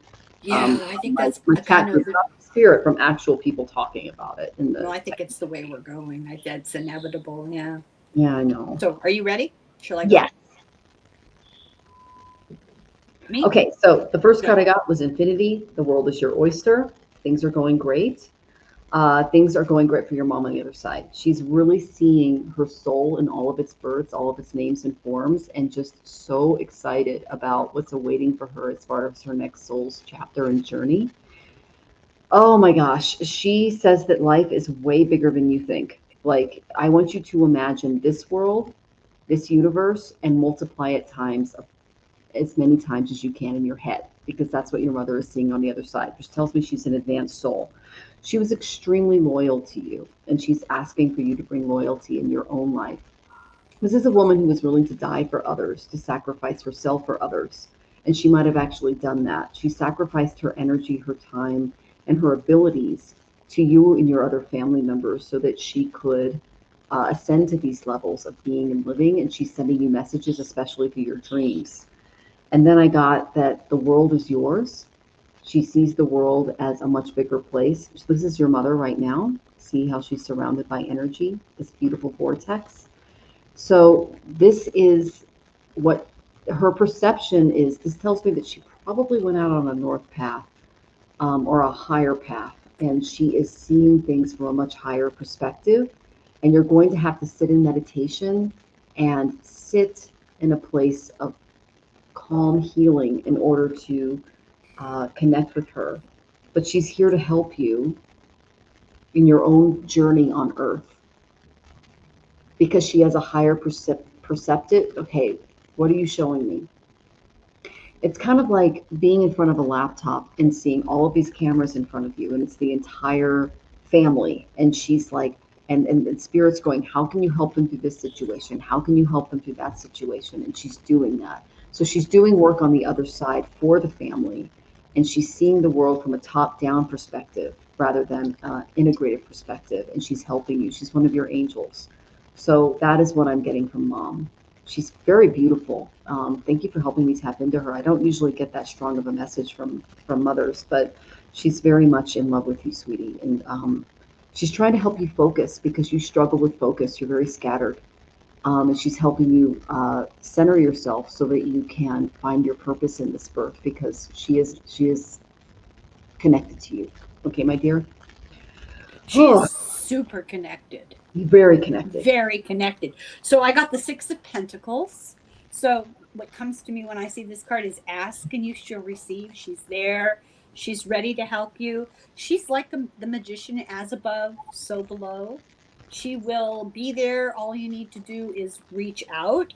And her goal is to make you the victor in whatever you do in life. She has a lot of faith in you. It's really such a strong connection. You can feel that connection. She has advice for you. And I think you might have touched on this. You need to take time to sit in contemplation, go inward. You have a lot of wisdom that you're not actually accessing. You can ask her for help. But God helps those who help themselves. And we all have that ability because we carry that within us, right? Mm-hmm. And her advice to you is always speak the truth and use your head. You're smart.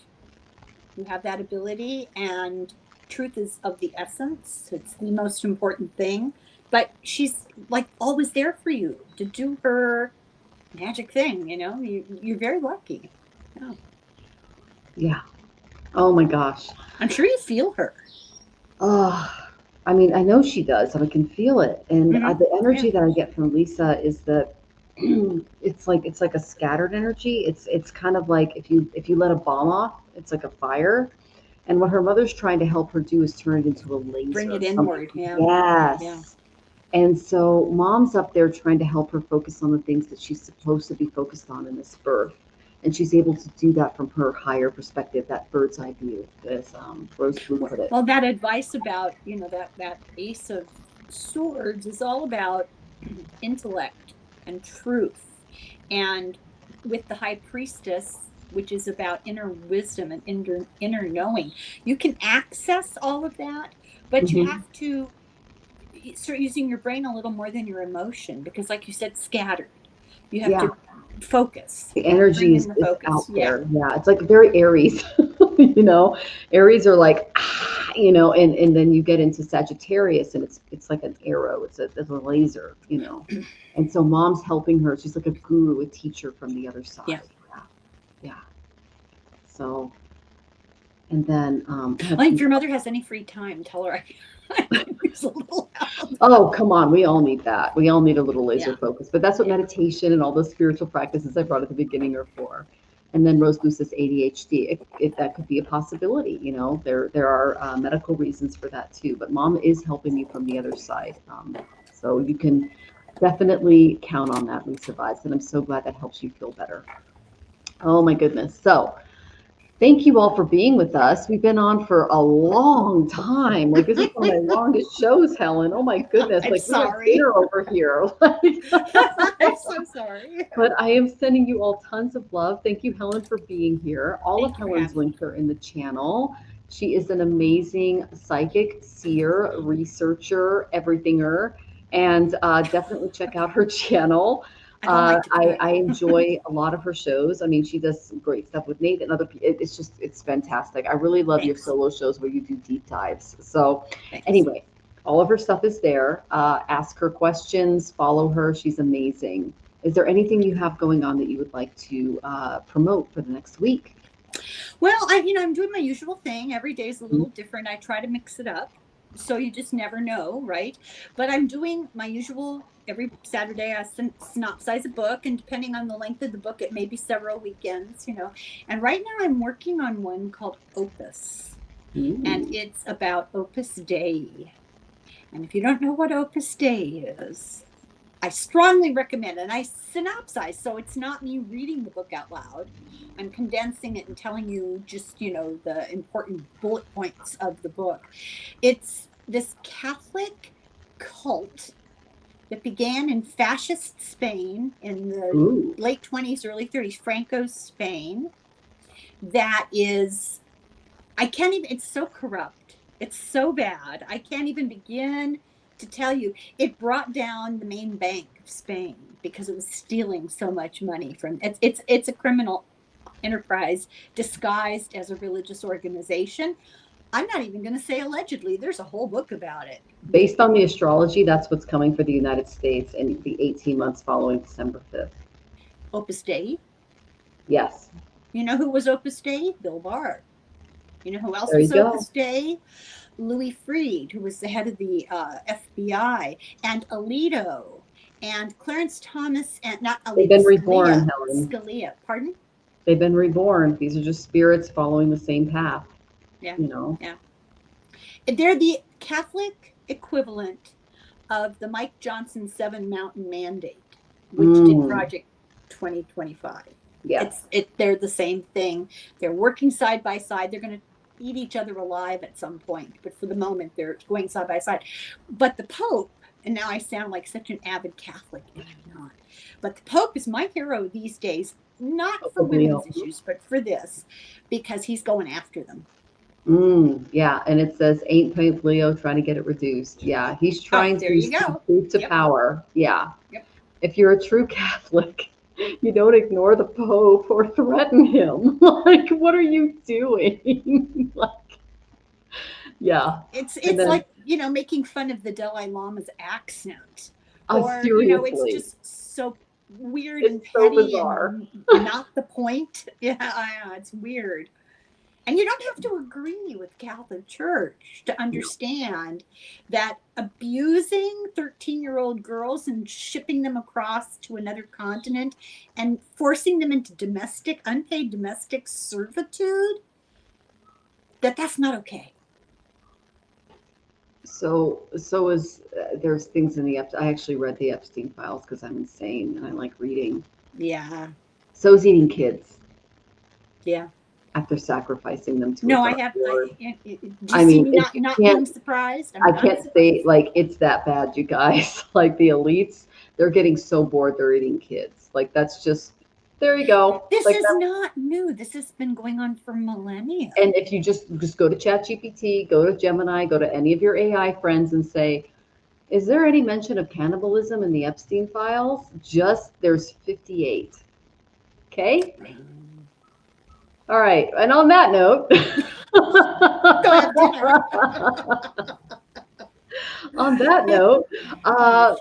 we'll see you next week. I'm going to have Helen on again because she's amazing. Don't go away. And we're sending you lots of love. I'll be on next week, and then after that, we're going to have Gerald Tarot Stash on. As you guys know, I'm a huge fan of Mr. Gerald, so you can enjoy that. Sending you all tons of love and peace. Gerald and I may be related. Oh, that would be amazing. That explains why we get along so well. Okay. Well, he's the oldest. He's the youngest of 12, and I'm the oldest of 12, and we think we might be in the same family. We just got lost in the crowd. Oh, there you go. Well, that would be Catholicism, and that's where I came from. Om Shanti, Om Peace, Om Love. And we're sending you all tons of love. Okay.